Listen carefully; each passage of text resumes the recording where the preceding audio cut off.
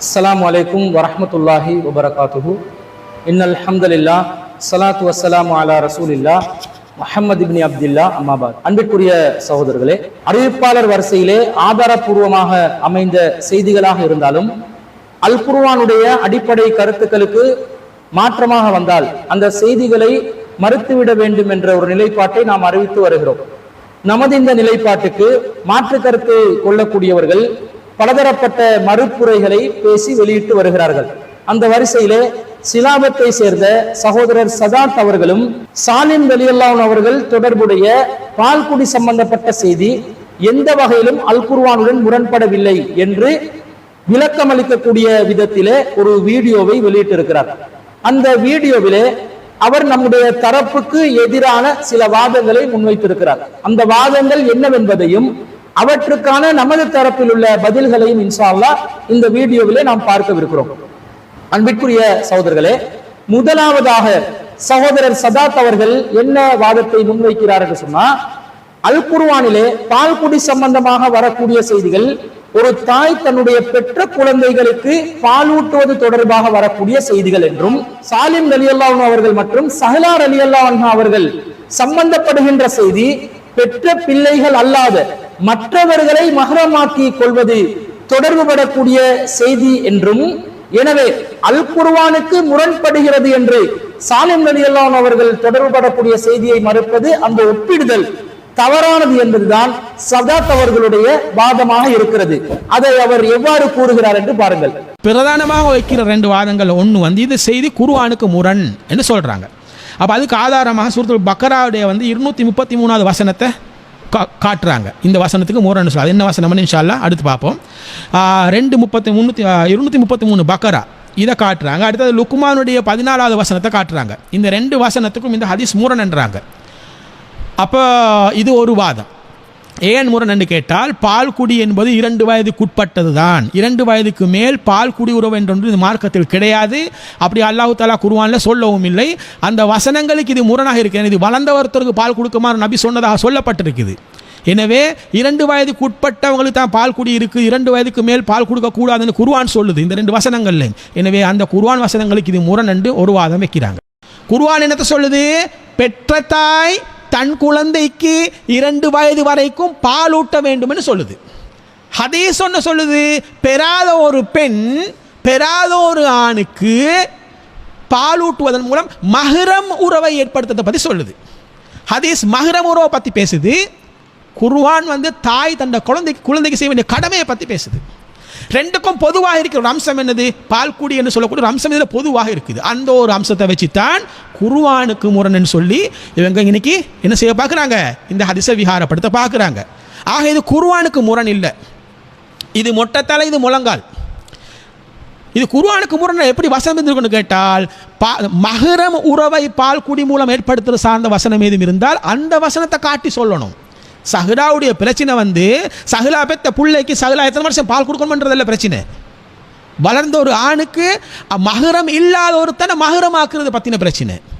இது பெற்ற தாய் தன் பிள்ளைக்கு பால் கொடுப்பது சம்பந்தமான பிரச்சனை. மொட்டை தலைக்கும் முழங்காலுக்கும் முடிச்சு போட்ட மாதிரி இந்த ஒப்பீடு இருக்குது. ஆக இந்த ஒப்பீடு அடிப்படையிலே தவறு. குர்ஆன் வசனத்துக்கு இந்த ஹதீஸ் முரண் இல்லை. ஆனால் வேறு சில ஹதீஸ்களுக்கு இந்த ஹதீஸ் இந்த செய்தி முரண் மாதிரி மேம்போக்கான பார்வையில் ஒரு தோற்றம் இருக்குது. அன்பிற்குரிய சகோதரர்களே, சதாத் அவர்கள் குறிப்பிடுகின்ற இந்த செய்தி சம்பந்தமாக நமது தரப்பு விளக்கம் என்னவென்பதை பார்ப்போம். அல் குர்ஆனிலே அல்லாஹ் தஆலா 2வது அத்தியாயத்தில் 233வது வசனத்துல வல் வாலிதாத்து யுர்லிஅன அவுலாதஹுன்ன ஹவுலைனி காமிலைன், தாய்மார்கள் தன்னுடைய குழந்தைகளுக்கு முழுமையாக 2 ஆண்டுகள் பாலூட்ட வேண்டும் என்று அல்லாஹ் சொல்கிறார். அவர் சொல்வதை போல இந்த குர்ஆன் வசனத்துல பெற்ற பிள்ளைகளுக்கு பாலூட்டுவது சம்பந்தமாகத்தான் அல்லாஹ் பேசுகிறார். அதே போன்று 31வது அத்தியாயத்துல 14வது வசனத்துல வவஸைனல் இன்சான பிவாலிதைஹி ஹமலத்துஹு உம்முஹு வஹனன் அலா வஹனின், மனிதனுக்கு அவனுடைய பெற்றோர்கள் சம்பந்தமாக நாங்கள் வலியுறுத்தி இருக்கின்றோம். அவனை அவனது தாய் பலவீனத்துக்கு மேல் பலவீனப்பட்டு சுமந்தால் வஃபிஸாலுஹு ஃபீ ஆமைன், அவன் பால் அருந்தும் பருவம் 2 ஆண்டுகள் என்று அல்லாஹ் சொல்கிறார். அதே போன்று 46வது அத்தியாயத்துல 15வது வசனத்துல வவஸைனல் இன்சான பிவாலிதைஹி இஹ்சானா அமலத்துஹு உம்முஹு குர்ஹன், மனிதர்களுக்கு பெற்றோர்கள் சம்பந்தமாக நாங்கள் வலியுறுத்தி இருக்கிறோம். அந்த தாய் மிகவும் சிரமப்பட்டு அவனை சுமந்தால் குருஹன் ரொம்ப சிரமப்பட்டு ஈண்டெடுத்தால் சுமந்ததும் பால் குடி மறந்ததும் 30 மாதங்கள் என்று அல்லாஹ் சொல்றார். அப்ப இந்த 3 வசனங்களையும் ஒரு தாய் தன்னுடைய குழந்தையை பெற்றெடுப்பது சம்பந்தமாகத்தான் தெளிவாக பேசுகிறது. எந்த மாற்று கருத்தும் இல்லை. ஆனால் இதோடு குர்ஆன்ல பாலூட்டுதல் சம்பந்தமாக வேறு எதுவுமே வரலையா? இதே அல் குர்ஆன்ல 4வது அத்தியாயத்தில் 23வது வசனத்துல யார் யாரையெல்லாம் நாங்கள் திருமணம் முடிப்பதற்கு தடை செய்யப்பட்டவர்கள் என்ற பட்டியல் அல்லாஹ் போடுறார். ஹுர்ரிமத் அலைக்கும் உம்மஹாத்துக்கும், உங்களுடைய தாய்மார்கள் உங்களுக்கு ஹராம், வபனாத்துக்கும் பெண் பிள்ளைகள் ஹராம், அஹவாத்துக்கும் உங்களுடைய சகோதரிகள் ஹராம் என்று அல்லாஹ் ஒரு பட்டியலை நீண்டதாக போடுகிறான். அதுல தொடர்ச்சியாக அல்லாஹ் என்ன சொல்கிறான்? உம்மஹாத்துக்கும் லாத்தி அர்லானக்கும், உங்களுக்கு பால் ஊட்டிய உங்களுடைய தாய்மார்கள், அஹவாத்துக்கும் மினர் ரலாஅதி, பால் குடி சகோதரிகளும் உங்களுக்கு தடுக்கப்பட்டுள்ளது என்று அல்லாஹ் சொல்கிறார். அப்ப அல்லாஹ் தஆலா திருக்குர்ஆன்ல தெளிவாக பாலூட்டுவதன் ஊடாக தாய் பிள்ளைகள் உறவு ஏற்படுகின்றதை பற்றி அல்லாஹ் இந்த வசனத்துல பேசுறார். இதுக்கு என்ன அடிப்படை? ஒருத்தர் பாலூட்டுவதன் ஊடாக தாய் அந்தஸ்தை பெறுவதும், பாலூட்டுவதன் ஊடாக பால் குடி சகோதரியாக ஒருவர் மாறினதும் எந்த அடிப்படையில் அவர்கள் வருவார்கள்? இதே 2வது அத்தியாயத்தில் 233வது வசனத்தை வைத்துதான் வருவார்கள். அவங்களுக்கு 2 வருஷம் பால் அருந்த வேண்டும் என்பதுதான் சட்டம். பால் குடி என்பது 2 வருடங்கள் பூர்த்தியாக்கப்பட வேண்டும் என்று 2:233 சொன்னானோ, அதே போன்று 31:14 சொன்னானோ, 46:15 சொன்னானோ, அதே அடிப்படையில் தான் பால் குடி ஊடாக தாய் மகன் உறவு ஏற்படுத்துவதாக இருந்தால் 2 வயதுக்கு உட்பட்ட குழந்தைகளுக்கு பால் கொடுக்கப்பட வேண்டும் என்ற சட்டம் தான் இருக்கிறது. இதுதானே அடிப்படை. இதற்கு விளக்க உரையாகத்தானே நபிகள் நாயகம் ஸல்லல்லாஹு அலைஹி வஸல்லம் அவர்கள் அன்னை ஆயிஷா சித்திகா ரலியல்லாஹு அன்ஹா அவர்களுடன் ஒரு ஆண் பேசிக் கொண்டிருந்த நேரத்தில் ஆயிஷா ரலியல்லாஹு அன்ஹா அவர்கள் இது என்னுடைய பால் குடி சகோதரன் என்று கூறிய சந்தர்ப்பத்தில் உங்களுடைய பால் குடி சகோதரர்கள் யார் என்பதில் நீங்கள் கவனம் செலுத்துங்கள். பால் குடி என்பது பசியின் காரணமாகத்தான் ஏற்படும் என்று நபிகள் நாயகம் ஸல்லல்லாஹு அலைஹி வஸல்லம் அவர்கள் சொன்னதாக சஹீஹ் புகாரிலே 5102வது ஹதீஸ்ல வருகிறதா இல்லையா? அந்த ஹதீஸ்ல ரசூலுல்லாஹ் பசியை காரணமாக வைத்து பால் குடி உறவு என்பதை நீங்கள் தீர்மானிக்க வேண்டும் என்று சொன்னால், தாய்ப்பால் எவருடைய பசியை போக்குமோ அந்த நிலையில் இருப்பவர்களுக்கு தானே பால் கொடுக்கப்பட வேண்டும் என்பதை நபிகள் நாயகம் ஸல்லல்லாஹு அலைஹி வஸல்லம் அவர்கள் இதன் மூலம் விளக்குகிறார்கள். அப்ப அல்லாஹ் தஆலா திருக்குர்ஆன்ல என்ன சொல்கிறான்?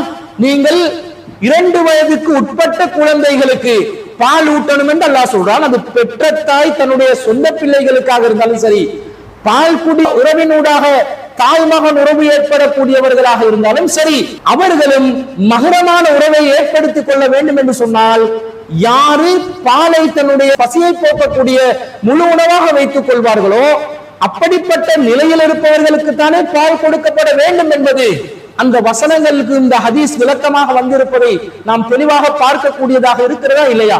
அப்படி என்றால் சாலிம் ரலியல்லாஹு அன்ஹு அவர்களுடைய அந்த செய்தி 2 வயசுக்கு உட்பட்டு பால் கொடுக்கப்பட்ட நிலையில் அமைந்த ஒரு செய்தியா? அந்த செய்தி வயது வந்த மீசை முளைத்த இளைஞனான சாலிம் ரலியல்லாஹு அன்ஹு அவர்களுக்கு சஹலா பின் சுஹைல் ரலியல்லாஹு அன்ஹு அவர்கள் பால் கொடுக்க வேண்டும் என்று கட்டளையிடப்பட்டதாக வரக்கூடிய செய்தி. அல் குர்ஆன்ல பெத்த பிள்ளைக்கு 2 வயசுக்கு உட்பட்டதா இருந்தா கொடுங்க, மற்ற பிள்ளைகளா இருந்தாலும் தாய் மகன் உறவு பால் குடியின் ஊடாக ஏற்படும்.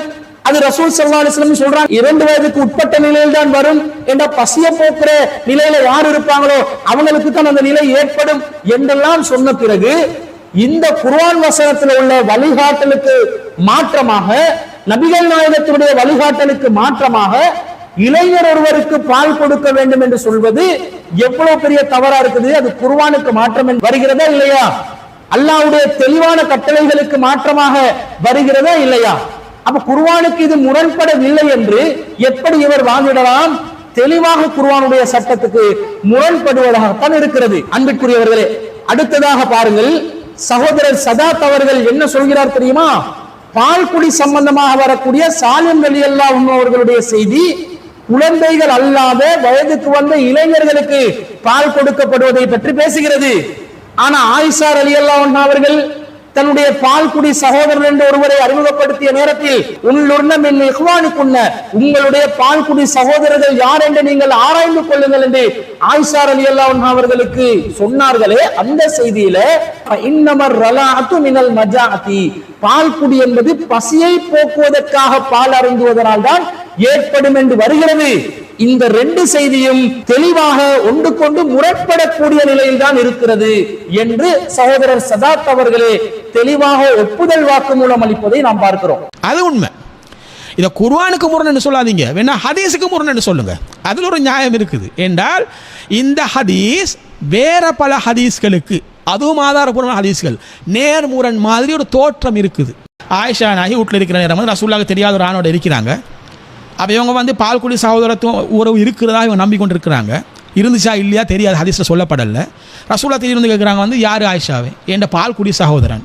அப்போ ரசூலுல்லாஹ் சொன்னாங்க பால்குடினா கண்ட மாதிரிலாம் பால்குடி வந்துடாது, எந்த வயசில் எப்படி கொடுத்தது எந்த மாதிரி கொடுத்தது ஒன்றுமே எல்லாத்துக்கும் ஒரு வரைமுறை இருக்குது. பால்குடி உறவுன்றது ஒரு வரைமுறை இருக்குது, இப்படித்தான் இருக்க வேண்டும் என்ற ஒரு வரைமுறை இருக்குது. அந்த வரைமுறைகளை நீங்கள் சரியாக ஆய்வு செஞ்சு பார்த்துக்கொள்ளுங்க, பார்த்து முடிவு செய்யுங்க. ஏன்னா பால்குடி என்றது என்னது, பசிக்குத்தான். இந்த பசிக்குத்தான் என்ன அர்த்தம்? பசிக்கு பாலை பிரதான உணவாக யார் அருந்துறது? 2 வயசுக்கு உட்பட்ட குழந்தை தான். அப்போ அந்த 2 வயசுக்கு உள்ளதான் பால்குடி ரசூலுல்லாஹ் சொல்லிட்டாங்க. இப்போ இது ஒரு ஆதாரம். இப்போ இந்த ஹதீஸுக்கு அந்த ஹதீஸ் முரணாகத்தான் இருக்குது. இந்த ஹதீஸ்களுக்கு சஹ்லாவுடைய செய்தி தெளிவான முரணாகத்தான் தெரியுது, அதில் எந்த சந்தேகமும் இல்லை. உண்மையிலே இவள் குழப்பங்கள் தான், இதில் நிறைய குழப்பம் இருக்க தான் செய்யுது. குழப்பம் இருக்கிறதுனால தான் அவரோட வண்டி ஓடுது. அவங்களுக்கு குழப்பம் உண்டாக்குறதுக்கான வசதிகள் இந்த ஹதீஸ்ல இருக்குது. சில குழப்பங்கள் இருக்குது. அன்பிற்குரிய சகோதரர்களே, 2 செய்திகள் முரண்படுவதாக சகோதரர் சதாத் அவர்கள் கூறுகிறார்கள். அப்படி என்றால் ஹதீஸ் கலையில உள்ள உசூலுல் ஹதீஸின் அடிப்படையில என்ன முடிவு எடுக்கணும்?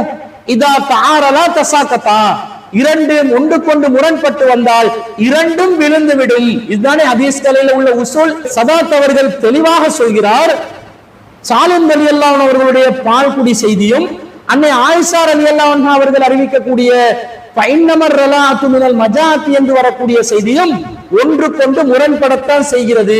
தெளிவான ஒரு குழப்பம் இருக்கத்தான் செய்கிறது. இதுல குழப்பம் இருக்கிறதுனால தான் இவங்களோட வண்டி வேற ஓடுது என்றெல்லாம் சொல்கிறாரு. அப்ப குழப்பம் முரண் என்று வந்தால் நியாயமான பார்வையில் அணுகக்கூடிய ஒருவர், ஹதீஸ்களின் உசூலின் அடிப்படையிலே ஹதீஸ்களை அணுகக்கூடிய ஒருவர் என்ன செய்ய வேண்டும்? 2ஐயும் வீழ்த்தி விட வேண்டும், 2ஐயும் ரிஜெக்ட் பண்ணிடணும். அப்ப என்ன மாதிரி ஒரு விபரீதமான நிலை இதன் மூலம் ஏற்படுகிறது தெரியுமா?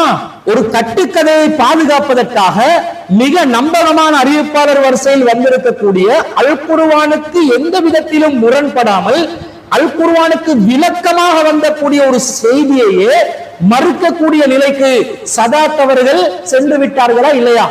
இப்படி 2 முரண்பட்டு சென்று வந்தா அடுத்த கட்டம் என்ன? முரண்பட்டால் 2ம் விழுந்து விடும் என்றால் 2ஐயும் மறுத்து விட வேண்டி வரும். இப்போ ஒரு கட்டுக்கதைக்கு முட்டு கொடுக்க போய் சரியாக வரக்கூடிய ஒரு செய்தியை கூட மறுக்கக்கூடிய ஒரு நிலைக்கு மாறிவிடுகிறார்கள். ஒரு தெளிவான மார்க்க அறிவும் தெளிவான ஒரு ஆய்வும் இல்லாத ஒருவருக்கு இந்த மாதிரி ஒரு விபரீதமான நிலைதான் ஏற்படும். அது இயல்பானதுதான். தங்களுடைய கொள்கைக்கு எதிராகவே தான் பேசக்கூடிய ஒரு நிலைக்கு அவர் தானாக தள்ளப்பட்டு விட்டார். இந்த லட்சணத்தில் இருக்கக்கூடிய ஒரு நிலையை சலப்புகளும் என்ன செய்கிறார்கள்? இவர் விளக்கம் தந்து விட்டார், அந்த குர்ஆனுக்கு இலக்கத்தை தெரிவிக்கக்கூடிய விதத்தில் விளக்கம் அளித்து விட்டார் என்று இதையும் ஷேர் செய்யக்கூடிய ஒரு அவல நிலை காணப்படுகிறது. அன்பிற்குரியவர்களே, இவர்கள் எந்த அளவுக்கு அல் குர்ஆனுடைய வஹீயோட ஒத்து போகக்கூடிய நம்பகமான ஹதீஸ்களை மறுக்கக்கூடிய நிலைக்கு செல்லக்கூடியவர்கள் என்பதை நீங்களே யோசித்து பாருங்கள். ஆனால் அவர் என்ன சொல்கிறார் தெரியுமா? 2ம் முரண்பட்டதாக இருக்குது, ஆனா ஒரு நுணுக்கமான விளக்கத்தை நாங்க கொடுத்தோம்னா 2ஐயும் இணைத்து விடலாம். அந்த நுணுக்கமான விளக்கம் உண்மையிலே விளக்கமா அல்லது அது ஒரு நுணுக்கமா என்பதை இன்ஷா அல்லாஹ் நாங்கள் பார்ப்போம். அவருடைய அந்த நுணுக்கமான விளக்கம் என்ன தெரியுமா? அடுத்ததாக அவர் முன்வைக்கக்கூடிய வாதம் தான் அது. அவர் என்ன சொல்கிறார்? பெரியவர்களுக்கு பால் கொடுக்கும் வசனம் குர்ஆனில் இருந்தது. 10 தடவைகள் பால் அருந்தினால் தாய் மகன் உறவு ஏற்படும் என்று குர்ஆனில் அருளப்பட்டு இருந்தது. அது பிறகு 5 தடவை என்று மாற்றப்பட்டது. அந்த செய்தியும் அடுத்ததாக ஆயத்துர் ரஜ்ம் என்று கல்லறி தண்டனையை நிறைவேற்றக்கூடிய குர்ஆன் வசனமும் ரலாத்துல் கபீர் என்று பெரியவர்களுக்கு பால் கொடுக்கப்பட வேண்டிய குர்ஆன் வசனமும் குர்ஆனில் இருந்தது.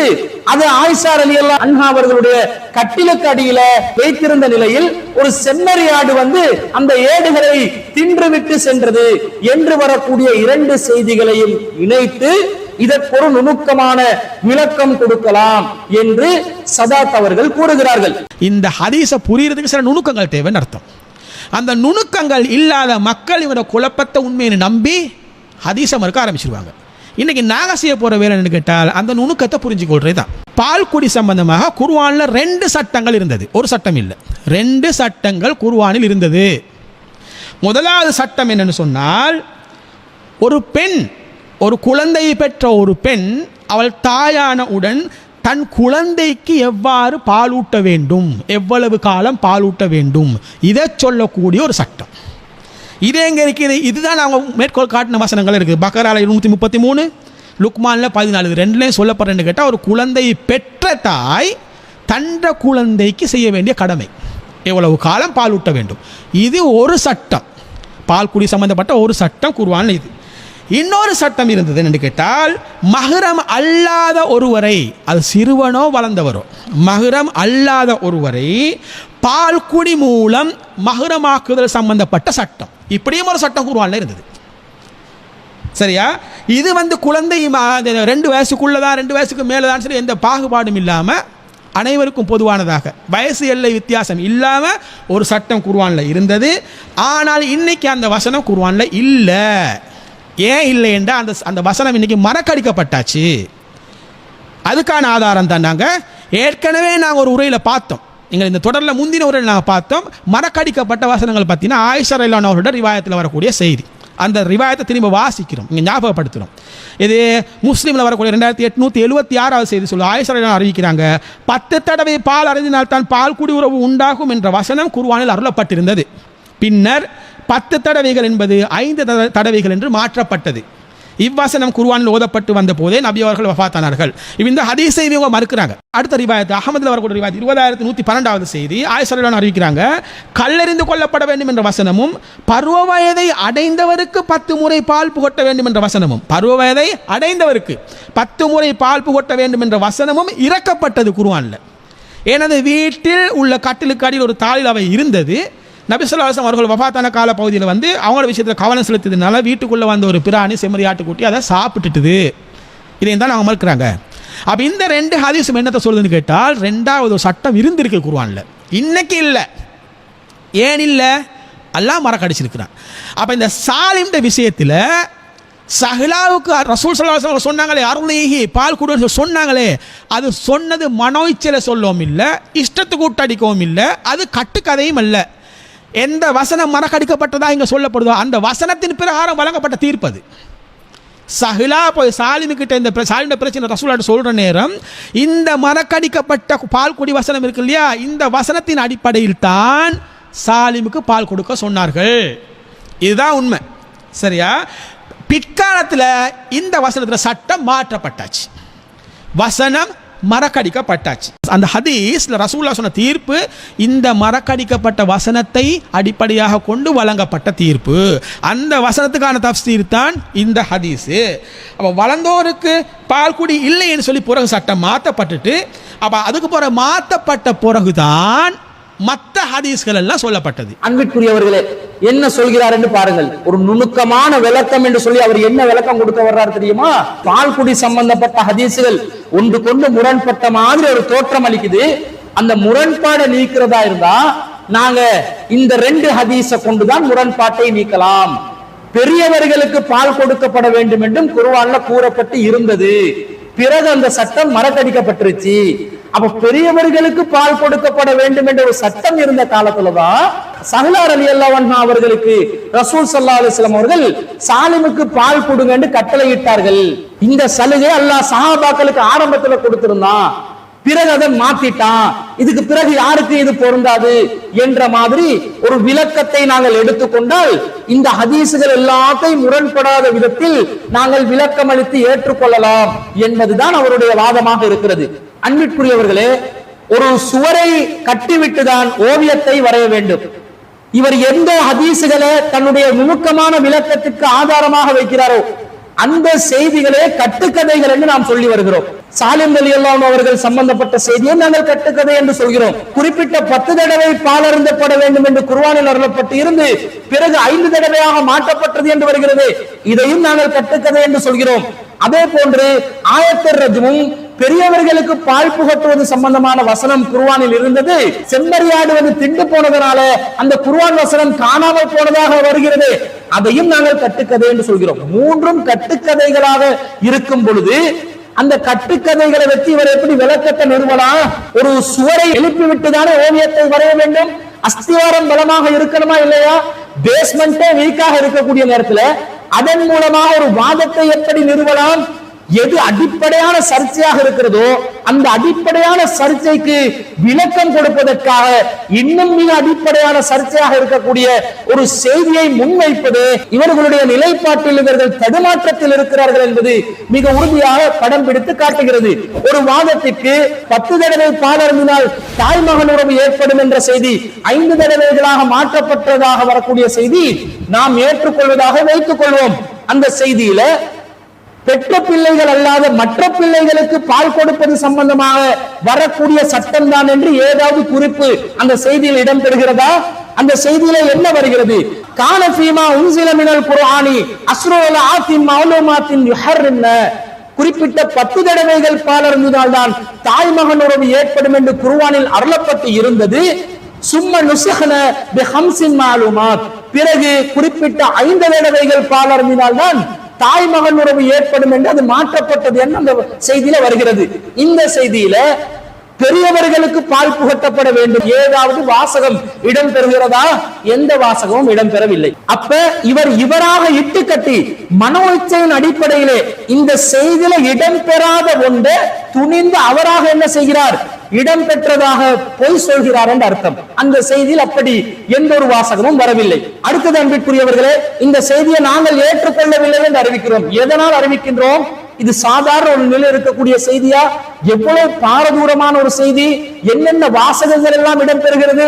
இந்த செய்தியை நாம் ஏற்றுக்கொண்டால் அல் குர்ஆனுடைய மொத்த பாதுகாப்பும் கேள்விக்குறியாகும் என்ற ஒரு பொறுப்புணர்வு இல்லாமல் சாதாரணமாக இதை நாங்கள் ஏற்றுக்கொண்டுதான் ஆக வேண்டும் என்று சொல்கிறீர்களே, உங்களுக்கு அல் குர்ஆனுடைய பாதுகாப்பு கேள்விக்குறியாகும் என்பதில் எந்த ஒரு கவலையும் இல்லையா? அதை பத்தி எந்த ஒரு அச்சமும் இல்லையா? அந்த செய்தியில என்ன வருகிறது? கான ஃபீமா உன்சில மினல் குர்ஆன், குர்ஆனில் அது அருளப்பட்டு இருந்தது. எது அருளப்பட்டு இருந்தது? அஸ்ருல் ஆத்தின் மஅலூமாத்தின் யுஹர்ரின, குறிப்பிட்ட 10 தடவைகள் பால் அருந்தினால் தான் தாய்மகன் உறவு ஏற்படும். குர்ஆன்ல அருளப்பட்டு இருந்ததாம். சும்ம நுஸஹன பிஹம்சின் மஅலூமாத்தின், பிறகு குறிப்பிட்ட 5 தடவைகள் என்றது மாற்றப்பட்டது என்று வருகிறது. சும்ம நுஸஹன என்று வருகிறது. நாசிக் மன்சூக் என்ற சட்டத்தை பற்றி இந்த செய்தியில பேசப்படுகிறது. நாசிக் மன்சூக் ஆக்கப்பட்டால், மாற்றப்பட்ட ஒரு வசனமாக இருந்தால் மாற்றிய வசனமும் மாற்றப்பட்ட வசனமும் அல் குர்ஆனில் இருக்க வேண்டுமா இல்லையா? அதுதானே இயல்பான விதி. நாம் அனைவரும் தெரிந்த விதியும் அதுதானே. அல்லாஹ் தஆலா எப்படி சொல்கிறான்? 2வது அத்தியாயத்தில் 106வது வசனத்துல மா நன்ஸஹ் மின் ஆயத்தின் அவ் நுன்ஸிஹா நஅதி பிகைரின் மின்ஹா, நாம் ஒரு வசனத்தை மாற்றினாலோ அல்லது மறக்கடிக்க செய்தாலோ நஅதி பிகைரின் மின்ஹா, அதை விட சிறந்ததை நாம் கொண்டு வருவோம் என்று அல்லாஹ் சொல்கிறார். அப்போ ஒரு வசனத்தை அல்லாஹ் மாற்றினால் அல்லாஹ் என்ன செய்வானாம்? அதை விட சிறந்த ஒன்றை அல்லாஹ் கொண்டு வருவதாக சொல்கிறார். அப்ப மாற்றப்பட்ட வசனமும் குர்ஆனில் இருக்கும், மாற்றிய வசனமும் குர்ஆனில் இருக்கும் என்பதுதான் அல்லாஹ் சொல்கிறார். இதை தெளிவுபடுத்தக்கூடிய விதத்துல அல்லாஹ் தஆலா திருக்குர்ஆன்ல 16வது அத்தியாயத்துல 102வது வசனத்துல சொல்றான், வைஸா பத்தல்னா ஆயத்தன் மக்கான ஆயத்தின், நாம் ஒரு வசனத்துடைய இடத்தில் இன்னொரு வசனத்தை மாற்றினால் கொண்டு வந்தால் என்று அல்லாஹ் சொல்கிறான். அப்ப என்ன செய்யப்படும்? ஒரு வசனம் மாற்றம் செய்யப்பட்டால் அந்த வசனத்துல இடத்துக்கு இன்னொரு சிறந்த நிலையில் இருக்கக்கூடிய வசனமோ அல்லது அந்த கருத்துக்கு ஒத்த கருத்துள்ள ஒரு வசனமோ அந்த இடத்துக்கு வந்து அல்லாஹ் வைப்பான் என்று அல்லாஹ் சொல்கிறானா இல்லையா? இப்ப இங்க நுஸஹ் என்று வருது, பிஹம்சின் மஅலூமாத் என்று வருது. அந்த 5 தடவைகள் பால் அருந்தினால் தாய்மகன் உறவு ஏற்படும் என்ற அந்த செய்தி திருக்குர்ஆனில் இடம் பெற்றிருக்க வேண்டுமா இல்லையா? தற்போது இருக்கக்கூடிய திருக்குர்ஆன்ல எந்த ஒரு இடத்திலும் இப்படி கருத்து தரக்கூடிய ஒரு வசனமும் இல்லாத நிலை என்றால் இது குர்ஆன கேள்விக்குறியாக்கக்கூடிய ஒரு செய்தியா இல்லையா? இது குர்ஆனுக்கு விளக்கம் அளிக்கக்கூடிய விதத்தில் வரக்கூடிய ஒரு செய்தியா, அல்லது ஹதீசுகளில் வரக்கூடிய முரண்பாடுகளை நுணுக்கமான முறையில் விளக்கம் அளித்து தீர்க்கக்கூடிய விதத்தில் தரத்தில் அமைந்த ஒரு செய்தியா, குர்ஆனுக்கு சவால் விடுகின்ற, குர்ஆனுடைய பாதுகாப்பையே கேள்விக்குறியாக்குகின்ற ஒரு செய்தியாக இருக்கிறதா? என்ன சொல்ல வர்றீங்க? மாற்றுவது என்று சொன்னால் என்ன? ஒருத்தருக்கு நாங்க நோட்டு தாள் கொடுக்கிறோம், சில்லறைகளை பெற்றுக்கொள்வோம், ஒரு பொருளை கொடுத்து இன்னொரு பொருளை எடுத்துக்கொள்வோம். அப்ப அந்த கொடுக்கப்பட்ட ரெண்டு பொருள் மாற்றம் செய்யப்பட வேண்டும். அப்ப அந்த மாற்றம் செய்யப்பட்ட இரண்டும் இருக்கும், மாற்றியதும் இருக்கும், மாற்றம் செய்யப்பட்டதும் இருக்கும், இரண்டும் இருக்கக்கூடிய நிலை இருக்க வேண்டும். பண்டை மாற்ற காலத்துல பொருட்களை மாற்றிக் கொள்வதாக இருந்தால் ஒரு பொருளை கொடுத்து இன்னொரு பொருளை எடுக்கும் போது மாற்றிக்கொள்பவர்களிடம் இரண்டு பொருளும், ஒருவரிடம் ஒரு பொருளும் இன்னொருவரிடம் இன்னொரு பொருளும் இருக்குமா இல்லையா? மாற்றம் என்பது என்று வருகின்ற நேரத்தில் மாற்றியதும் மாற்றம் செய்யப்பட்டதும் விளங்கக்கூடிய விதத்தில் இருக்கும் என்ற அர்த்தம். அந்த நிலையில தான் இந்த குர்ஆன் வசனம் இருக்குதா? மாற்றப்பட்ட அந்த குர்ஆன் வசனம் இடம் பெறுகிறதா? மாற்றிய குர்ஆன் வசனம் இடம் பெறுகிறதா? இரண்டும் இடம் பெறவில்லை. அல்லாஹ் தஆலா வேற எப்படி சொல்றான்? நஅதி பி கைரின் மின்ஹா, அதை விட சிறந்ததை கொண்டு வருவோம், அவ் மிஸ்லிஹா, அல்லது அதை போன்றதை கொண்டு வருவோம் என்றான். அல்லாஹ் வந்து கொண்டு வந்து நிறுத்துவோம் என்றான். இங்க நீங்க கொண்டு வரப்பட்டதாக சொல்லக்கூடிய வசனம் என்னது? பி ஹம்சின் மாலூமாத்தின், குறிப்பிட்ட 5 தடவைகள் பால் அருந்தினால் தான் தாய் மகன் உறவு ஏற்படும் என்று வசனம் மாற்றப்பட்டது என்றீங்களே, அந்த வசனமாவது குறைந்தபட்சம் இருக்கணுமா இல்லையா? அதுவும் குர்ஆன்ல இல்லையே. அப்ப இந்த கட்டுக்கதையில எப்படி வருது? கான ஃபீமா உன்ஸில மினல் குர்ஆன், அது குர்ஆனில் அருளப்பட்டு இருந்தது. ஃபதுஃபிய ரசூலுல்லாஹி ஸல்லல்லாஹு அலைஹி வஸல்லம் வஹுன்ன ஃபீமா யுக்ரஉ மினல் குர்ஆன், அவை குர்ஆனில் ஓதப்பட்டு கொண்டிருக்கக்கூடிய நிலையில்தான் நபிகள் நாயகம் ஸல்லல்லாஹு அலைஹி வஸல்லம் அவர்கள் வஃபாத் ஆனார்கள் என்றும் இருக்கிறது. குர்ஆனில் அருளப்பட்டும் இருந்ததாம், அவை ஓதப்பட்டுக் கொண்டிருந்த நிலையில் தான் நபிகள் நாயகம் ஸல்லல்லாஹு அலைஹி வஸல்லம் அவர்கள் வஃபாத்தும் ஆனார்களாம். அப்ப தெளிவாக குர்ஆன்ல இடம் பெற்றதாக 2 வசனங்கள் பற்றி பேசப்படுகிறது இந்த செய்தியில. அந்த வசனங்களை குர்ஆன்ல தேடி பார்க்கிறோம், குர்ஆன்ல அந்த 2 வசனமும் இல்ல. குறைந்தபட்சம் மாற்றப்பட்ட அந்த வசனமாவது இருக்கணும், அதுவும் இல்ல. இப்படி இருந்தால் என்ன நிலை? அப்ப குர்ஆன் பாதுகாக்கப்பட்டதாக அல்லாஹ் தஆலா குர்ஆன்ல உத்தரவாதம் தருகிறானே, இன்னா நஹ்னு நஸ்ஸல்னா ذிக்ர வ இன்னா லஹு லஹாஃபிலூன். 15வது அத்தியாயத்தில் 9வது வசனத்தில் இந்த குர்ஆனை நாமே அருளினோம், இதை நாமே பாதுகாப்போம் என்று அல்லாஹ் சொல்கிறானே, அதற்கு என்ன ஒரு உத்தரவாதம் இருக்கிறது? அந்த வசனமே இப்ப கேள்விக்குறியாகி விடுமா இல்லையா? அல்லாஹ் குர்ஆன்ல அல்லாஹ்வுடைய திக்ர் அல்லாஹ் பாதுகாக்கிறதா சொல்றான். ஆனா இந்த கட்டுக்கதையில 2 வசனங்கள் குர்ஆன்ல இருந்து ரசூலுல்லாஹ் மரணிக்கும் பொழுதும் அந்த வசனம் குர்ஆனில் ஓதப்பட்டு வந்தது என்று வருகிறது. குர்ஆனை தேடி பார்த்தா அந்த வசனம் இல்லைண்டா, அப்ப அல்லாஹ் தஆலா பொறுப்பேற்றுக் கொண்ட விதத்தில் குர்ஆனில் பாதுகாப்பு இடம் பெறவில்லை என்று குர்ஆனே மறுக்கக்கூடிய ஒரு நிலைக்கு உங்களுடைய இந்த அடிப்படை அறிவில்லாத வாதம் உங்களை எடுத்து சென்று விடுமா இல்லையா? சிந்தியுங்கள். குறித்த கட்டுக்கதைக்கு முட்டுக் கொடுப்பதற்காக 10 தடவை பால் அருந்தினால் தாய் மகன் உறவு ஏற்படும் என்ற இந்த செய்தியை 5 தடவையாக மாற்றப்பட்டதாக வரக்கூடிய இந்த செய்தியை ஏற்றுக்கொண்டு விளக்கம் அளிக்க வேண்டும் என்று சிலாவத்தை சேர்ந்த சதாத் கூறுகிறார்கள். ஆனால் ஹாஃபிஸ் இப்னு ஹஜர் அஸ்கலானி ரஹ்மத்துல்லாஹி அலைஹி அவர்கள் என்ன சொல்கிறார் தெரியுமா? வ ஐலன் ஃபகவுலு ஆயிஷத அஸ்ருலாத்தின் மாலூமாத்தின் சும்ம நுஸிஹ்ன பி ஹம்ஸின் மாலூமாத்தின், 10 தடவைகள் பால் அருந்தினால் தாய் மகன் உறவு ஏற்படும் என்று, பிறகு அது 5 தடவை அருந்தினால் தாய் மகன் உறவு ஏற்படும் என்று மாற்றப்பட்டது. ஃபமாத்தன் நபியு ஸல்லல்லாஹு அலைஹி வஸல்லம் வஹுன்ன மிம்மா யுக்ரஹு, இவைகள் ஓதப்பட்டுக் கொண்டிருந்த நிலையில் நபிகள் நாயகம் ஸல்லல்லாஹு அலைஹி வஸல்லம் அவர்கள் மரணித்தார்கள் என்று ஆயிஷா ரலியல்லாஹு அன்ஹா அவர்கள் மூலமாக ஒரு செய்தி அறிவிக்கப்படுகின்றது. லா யன்தஹிலு லில் இஹ்திஜாஜி அலல் அஸஹி மின் கௌலில் உஸூலியீன், அறிஞர்களுடைய சரியான கூற்றின் பிரகாரம் இது ஆதாரத்துக்கு தகுதியான ஒரு செய்தி அல்ல. லி அன்னல் குர்ஆன லா யஸ்புது இல்லா பித்தவாதுரி, ஏனென்றால் அதிகமானவர்களுடைய வழியால் தான் குர்ஆன் நிரூபணமாக இருக்கிறது. வர்ராவி ரவாஹாதா அலா அன்னஹு குர்ஆனுன் லா ஹபர், இதை அறிவிக்கக்கூடிய அறிவிப்பாளரோ இது குர்ஆன் என்று அறிவித்து விடுகிறார். இது ஒரு செய்தியாக ஹதீஸாக அவர் அறிவிக்கவில்லை. ஃபலம் யஸ்புத் கௌலுஹு குர்ஆனன், இதை அதிகமானவர்கள் அறிவிக்காததால் இது குர்ஆன் என்று ஆகாது. வலா தக்கர ராவியு அன்னஹு ஹபர் லியக்பில கௌலுஹு ஃபீஹி, அறிவிப்பாளருடைய சொல்லை ஏற்றுக்கொள்ளக்கூடிய விதத்தில் அறிவிப்பாளரோ இதை ஹதீஸ் என்றும் சொல்லவில்லை, எனவே இதை ஏற்றுக்கொள்ள முடியாமல் இருக்கிறது என்று ஹாஃபில் இப்னு ஹஜர் அல் அஸ்கலானி ரஹ்மத்துல்லாஹி அலைஹி அவர்கள் கூறி இருக்கிறார்களா இல்லையா? சலஃபுகளுடைய நிலைகள் எல்லாம் தாண்டி சிலாபத்தின் சதாத் அவர்கள் என்ன விளக்கம் எல்லாம் சொல்ல வருகிறார் என்று பாருங்கள்.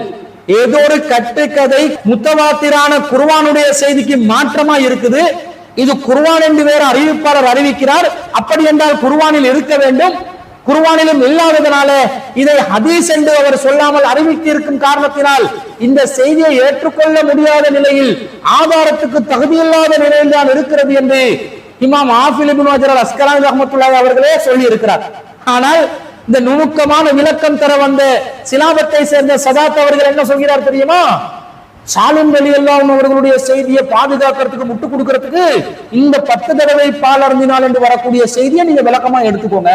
விளக்கமா எடுப்பதற்கு ஆதாரத்துக்கு தகுதியாக நிற்காது என்று உங்களுடைய சலஃப் இமாம்கள் தான் சொல்லி இருக்கிறார்கள். இப்னு ஹஜர் அவர்கள் சொன்ன வாதம் சரியாக இருக்கிறதா இல்லையா? மிக தெளிவாக சரியாக இருக்கிறது. எனவே 10 தடவை பால் அருந்தினால் தாய் மகன் உறவு ஏற்படும் என்ற அந்த செய்தி பிறகு 5 தடவையாக மாற்றப்பட்டதாக வரக்கூடிய செய்தி முற்றிலும் முழுதாக குர்ஆனுக்கே சவால் விடுகின்ற ஒரு கட்டுக்கதை என்பதில் எல்முனையளவும் சந்தேகம் இல்லை. எனவே அந்த கட்டுக்கதையை ஆதாரமாக காட்டி சாலிம் ரலியல்லாஹு அவர்களுடைய செய்திக்கு எந்த விதத்திலும் விளக்கம் கொடுக்க முடியாது என்பதை சிலாவத்தை சேர்ந்த சதாத் அவர்கள் தெரிந்து கொள்ள கடமைப்பட்டிருக்கிறார். அடுத்ததாக அவர் முன்வைக்கக்கூடிய வாதம் என்ன? இரண்டாவது ஒரு கட்டுக்கதையை முன்வைக்கிறார். என்ன கட்டுக்கதை? அன்னை ஆயிஷா சித்திகா ரலியல்லாஹு அன்ஹா அவர்கள் அறிவிக்கக்கூடியதாக அஹ்மதிலே வரக்கூடிய 27112வது ஹதீஸ்ல ஆயிஷா ரலியல்லாஹு அன்ஹா அவங்க சொல்றாங்க, லகத் உன்சிலத் ஆயத்துர் ரஜ்மி வரலாத்துல் கபீரி அஸ்ரன், குர்ஆன்ல ஆயத்துர் ரஜ்ம் அருளப்பட்டு இருந்தது, கல்லெறி தண்டனை வசனம் அருளப்பட்டு இருந்தது. வரலாத்துல் கபீர், பெரியவர்களுக்கு பால் புகட்டுதல் சம்பந்தமான வசனமும் அருளப்பட்டு இருந்தது. ஃபகானத் ஃபீ வரகத்தின் தஹத ஸரீரின் ஃபீ பைத்தி, அது என்னுடைய வீட்டிலே ஒரு ஏட்டிலே கட்டிலுக்கு அடியிலே இருந்தது. ஃபலம்மஸ்தகா ரசூலுல்லாஹி ஸல்லல்லாஹு அலைஹி வஸல்லம், நபிகள் நாயகம் ஸல்லல்லாஹு அலைஹி வஸல்லம் அவர்கள் கடுமையாக நோய்வாய்ப்பட்ட நேரத்திலே தஸாஹல்னா பி அம்ரிஹி, நம்முடைய கவனம் அவர்களை நோக்கி சென்று விட்டது. வதகலத் துவைபத்துன் லனா, நம்முடைய ஒரு செம்மறியாடு இருந்தது, அது வீட்டுக்குள்ளே நுழைந்து அந்த ஏட்டை அது சாப்பிட்டு விட்டது என்று ஆயிஷா ரலியல்லாஹு அன்ஹா அவர்கள் அறிவிக்கக்கூடியதாக ஒரு கட்டுக்கதை வருகிறது. அன்புக்குரியவர்களே, இந்த கட்டுக்கதையில இந்த சொல்லக்கூடிய இந்த செய்தியில ரத்து செய்யப்பட்ட வசனங்கள் தான் அந்த ஏட்டில் எழுதப்பட்டு இருந்தது என்பதற்கு என்ன ஆதாரம் இருக்கிறது? சதாத் அவர்கள் என்ன சொல்கிறார்கள் தெரியுமா? 10 தடவை 5 தடவை அந்த மாற்றப்பட்ட வசனம் எல்லாம் இருந்ததுன்றதுக்கு என்ன ஆதாரம்? பெரியவர்களுக்கு பால் குடி சட்டம் இருந்ததற்கு என்ன ஆதாரம் என்றால் இந்த ஆடு திண்டு போச்சு என்ற ஒரு ஹதீஸ் வருகிறது, அதுதான் ஆதாரம் என்று சொல்கிறார். இந்த செம்மறி ஆடு குர்ஆனை சாப்பிட்டு போனதாக வருகிறது, அதன் மூலம் குர்ஆன் தொலைஞ்சு போன மாதிரி, வசனம் காணாமல் போன மாதிரி ஒரு செய்தி வருகிறது, ஒரு கட்டுக்கதை வருகிறது. அந்த கட்டுக்கதையில ரத்து செய்யப்பட்ட 10 தடவை என்பது 5 தடவையாக மாற்றப்பட்ட வசனம் தான் அந்த ஏட்டில் எழுதப்பட்டு இருந்தது என்பதற்கு என்ன ஆதாரம் இருக்கிறது? அதை சதாத் அவர்களால் காட்ட முடியுமா? வரலாத்துல் கபீரி அஸ்ரன் என்று வந்ததனால, பெரியவர்களுக்கு பால் புகட்டுதல் 10 தடவை என்று வந்ததனால அதுதான் அந்த அஸ்ருல் மாலூமாத், குறிப்பிட்ட 10 தடவைகள் பால் அருந்துவது என்பது அதை தான் குறிக்கும் என்பது எதை அடிப்படையாக வைத்து நீங்கள் முடிச்சு போட்டீர்கள்? அதற்கான ஆதாரம் என்ன? இந்த கட்டுக்கதையில் அப்படி சொல்லப்பட்டுட்டா ரலாத்துல் கபீர் 10 தடவை தான், அது 5 தடவையா மாற்றப்பட்டுச்சு, அந்த வசனம் தான் இந்த ஏட்ல இருந்துச்சு என்று இந்த அஹ்மத் ஹதீஸ்ல சொல்லப்பட்டதா? சொல்லப்படவில்லை. அப்ப மொட்டை தலைக்கு முழங்காலுக்கு யாரு முடிச்சு போடுறா? நாங்க போடுறோமா, நீங்க போடுறீங்களா? அடுத்தது பாருங்க அன்பிற்குரியவர்களே, குர்ஆன்ல ஒரு வசனம் இருந்திருக்குது, அந்த வசனம் ஒரு ஏட்ல இருக்க, அதை செம்மறி ஆடு ஒன்று சாப்பிட்டு போனதுனால அது குர்ஆன்ல இருந்து இல்லாம போச்சுன்னு சொன்னா, இந்த குர்ஆன் ஒரு ஆடு சாப்பிட்டு போனா இல்லாம போற அளவுக்கு ரொம்ப பலவீனப்பட்ட நிலையில இருந்துச்சா? இன்னா நஹ்னு நஸல்னா ذிக்ர வ இன்னா லஹு லஹாஃபிலூன் என்றது ஆடு சாப்பிட்டா காணாம போற அளவுக்கு ரொம்ப பலவீனமான நிலையில தான் அல்லாஹ் பாதுகாக்கிறத பொறுப்பெடுத்தானா? எப்படி கட்டுக்கதையில வருது? வதஹலத் துவைபத்துல்லனா, நம்முடைய ஒரு செம்மறியாடு இருந்தது, ஃபஅகலத்ஹா, அது அதனை சாப்பிட்டு விட்டது. குர்ஆன் 2 வசனங்களை செம்மறியாடு சாப்பிட்டுருச்சான். அது ஏட்டுல இருந்ததனால அதை சாப்பிட்டு முடிஞ்சோடனே குர்ஆன் வசனமே காணாம போச்சண்டா. அல்லாஹ் தஆலா குர்ஆன ஏடுகளையும் மண்ட ஓடுகளையும் பாதுகாக்கிறத பத்தி தான் அல்லாஹ் பொறுப்பெடுக்கிறானா? இதான் அல்லாஹ் தஆலா குர்ஆனுக்கு பொறுப்பெடுத்த முறையா? அல்லாஹ் எப்படி பொறுப்பெடுக்கிறான்? பல் ஹுவ ஆயாத்தும் பையினாத், மாறாக இவைகள் தெளிவான குர்ஆனிய வசனங்கள். ஃபீ சுதூரில் லதீன ஊத்துல் இல்ம, கல்வி வழங்கப்பட்டவர்களுடைய உள்ளங்களில் இதை பாதுகாப்பதாக அல்லாஹ் சொல்கிறான். இந்த குர்ஆனுடைய பாதுகாப்பு எங்க இருக்குது? கல்வி வழங்கப்பட்டவர்களுடைய உள்ளத்துல என்றான் அல்லாஹ். ஏட்டுல வச்சதே ஆடு சாப்பிட்டு போனா தொலைஞ்சு போற அளவுல அல்லாஹ் வைக்கிற உள்ளங்கள்ல, ஹிஃபுல்ல, மனநத்துல அல்லாஹ் தஆலா குர்ஆனை பாதுகாப்பதாக சொல்லுகிறான். இவர்கள் என்ன சொல்கிறார்கள்? ஏட்ல இருந்தது செம்மறியாடு சாப்பிட்டு போச்சு, அதனால குர்ஆன் காணாம போச்சு.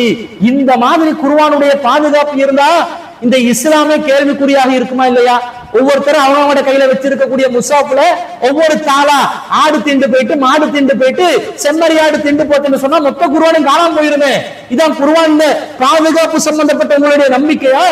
என்ன சொல்லுவார்கள் தெரியுமா? குர்ஆன் பாதுகாக்கப்பட்டது என்று நாங்களே நம்புகிறோம். உங்களோட பாதுகாப்பு சம்பந்தப்பட்ட நம்பிக்கையோட லட்சணத்தை பாருங்க. இந்த லட்சணத்துலதான் நீங்க குர்ஆனுடைய பாதுகாப்பை ஏற்றுக்கொண்டிருக்கிறீர்கள். ஒருவேளை ஏற்ற இருந்து சாப்பிட்டு போச்சுன்னு வைங்களே, அவன் மரணத்தில் வைக்கிற குர்ஆன், அதை வச்சு அந்த குர்ஆன் வசனங்களை பாதுகாக்க முடியவில்லையா? இந்த குர்ஆனுடைய தனித்தன்மை என்ன? பல நபித்தோழர்களுடைய மரணத்தில் இருந்த குர்ஆனை அபூபக்கர் சித்திக் ரலியல்லாஹு அன்ஹு அவர்கள் நபிகள் நாயகம் ஸல்லல்லாஹு அலைஹி வஸல்லம் அவர்கள் வஃபாத் அடைந்ததன் பிறகு முதலாவதாக செய்த பணி என்ன? பல நபித்தோழர்களுடைய உள்ளங்களில் இருந்த குர்ஆனை ஒன்று திரட்டி அவங்க அங்கங்க ஏடுகள்ல எழுதி வச்சிருந்ததை சேர்த்து சரிபார்த்து ப்ரூஃப் பார்த்து குர்ஆனுடைய இறுதி வடிவத்தை கொண்டு வந்தாங்க. அந்த குர்ஆனுடைய இறுதி வடிவத்தை தொகுக்கின்ற நேரத்தில் ஆயத்துர் ரஜ்மும் வரலாத்துல் கபீரி அஸ்ரன் என்ற அந்த 2 வசனங்களும் குர்ஆனில் இருந்திருந்தால் ஹிஃப்லிலே வைத்த நபித்தோழர்கள் அதை வெளிப்படுத்தியிருக்க மாட்டார்களா? ஆயத்துர் ரஜ்ம் என்பது குர்ஆனில் இருக்கக்கூடிய ஒன்று, அதையும் சேர்த்துக் கொள்ளுங்கள் ஸைத் பின் தாபித் அவர்களே என்று சொல்லி ஸைத் பின் தாபித் ரலியல்லாஹு அன்ஹு அவர்களை வலியுறுத்தி இருக்க மாட்டார்களா? அப்படி ஏதாவது நிகழ்ந்ததா? ஆயத்துர் ரஜ்ம் இப்போது இருக்கக்கூடிய குர்ஆனில் இருக்கிறதா? இல்லை. இல்லை என்று சொன்னால் நீங்கள் சொல்லக்கூடிய இந்த செய்தி, எடுத்து வைக்கக்கூடிய இந்த செய்தி மிகப்பெரிய பயங்கரமான ஒரு கட்டுக்கதை என்பது தெளிவாக நிரூபணமாகி விடுகிறது. அப்படி குர்ஆன் தொகுக்கப்படுகின்ற நேரத்தில் அன்னை ஆயிஷா சித்திகா ரலியல்லாஹு அன்ஹா அவர்கள் இருந்தார்களா இல்லையா? அவர்கள் என்ன சொல்லி இருக்க வேண்டும்? என்னுடைய வீட்டுல கட்டிலுக்கு அடியில ஒரு ஏட்ல 2 வசனங்களை எழுதி வச்சிருந்தோம், அது செம்மறியாடு திண்டு போச்சு. ஆயத்துர் ரஜ்ம் தான் ஒரு வசனம், 2வது வசனம் பெரியவர்களுக்கு பால் புகட்டுறது, 2ஐயும் மறக்காம எழுதிக்கோங்க என்று அவர்கள் சார்பாக அந்த கருத்தை முன்வைத்திருப்பார்களா இல்லையா? அப்படி ஏதாவது செய்திகள் பதிவாக இருக்கிறதா? எந்த செய்தியும் இல்லை. அப்படி என்ன விளங்குது? இது யாரோ இட்டு கட்டி இருக்கிறான், யாரோ இந்த இஸ்லாத்தின் பாதுகாப்பை கேள்விக்குறியாக்குவதற்காக இந்த செய்தியை கட்டுக்கதையை ஹதீஸ் கிரந்தங்களில் நுழைவித்திருக்கிறான் என்பதை விளங்கி குர்ஆன் பாதுகாப்பு முத்தவாத்திரான நிலையில் இருக்கக்கூடிய குர்ஆன, ஹிஃப்லிலே இருந்த குர்ஆன, நபித்தோழர்களுடைய உள்ளங்களில் பாதுகாக்கப்பட்ட குர்ஆன, பிறகு வந்தவர்களுடைய உள்ளங்களில் பாதுகாக்கப்பட்ட குர்ஆன கேள்விக்குறியாக்கக்கூடிய இந்த கட்டுக்கதையை தூக்கி எறியாம அதை எதுக்கு முட்டு கொடுக்க வைக்கிறீங்க? அந்த பெரியவர்களுக்கு பால் கொடுக்கிறதுக்காக, சாலிம் என்ற இளைஞருக்கு பால் கொடுக்கிறதுக்காக நபி அவர்கள் புன்னகைத்தவாறு சஹலா பின் சுஹைல் ரலியல்லாஹு அன்ஹு அவர்களை அனுப்பியதாக வரக்கூடிய கட்டுக்கதைக்கு முட்டு கொடுக்க இவ்வளவு டேஞ்சரஸான ஒரு செய்தியை கொண்டு வந்து வாதமாக வைப்பதா? சிந்திக்க வேண்டும். இது எவ்வளவு பெரிய ஆபத்தான ஒரு நிலை என்பதை பொதுமக்கள் சிந்தியுங்கள். இவங்க எல்லாம் சிந்திக்க மாட்டாங்க. சிந்திக்காததுனாலதான் இந்த வாதங்களை எல்லாம் முன்வைத்துக் கொண்டிருக்கிறார்கள். இதிலிருந்து என்ன விளங்குது? இவர்களுடைய சிந்தனைக்கு பின்னாடி நீங்கள் சென்று நீங்கள் மார்க்கத்தை நாசமாக்கிக் கொள்ளாமல், மறுமையை நாசமாக்கிக் கொள்ளாமல் நடுத்தரமாக இருந்து நாம் முன்வைக்கக்கூடிய இந்த வாதங்கள் சரியா இல்லையா என்பதை பார்த்து சிந்தித்து நீங்கள் இந்த செய்திகளில் இருக்கக்கூடிய உண்மைத்தன்மையை விளங்கி இந்த கொள்கையை நீங்கள் உறுதியாக கடைபிடிக்க வேண்டும் என்று பொதுமக்களிடம் நாம் கூறிக்கொள்கிறோம். அன்பிற்குரிய சகோதரர்களே, அடுத்ததாக சதாத் அவர்கள் என்ன வாதத்தை முன்வைக்கிறார் என்று சொன்னா, இந்த பருவ வயசு அடைஞ்சவங்களுக்கு பால் கொடுக்கப்பட வேண்டும் என்ற இந்த விஷயத்தை ஆயிஷா ரலியல்லாஹு அன்ஹா அவர்கள் தான் தவறாக புரிந்து கொண்டார்கள்.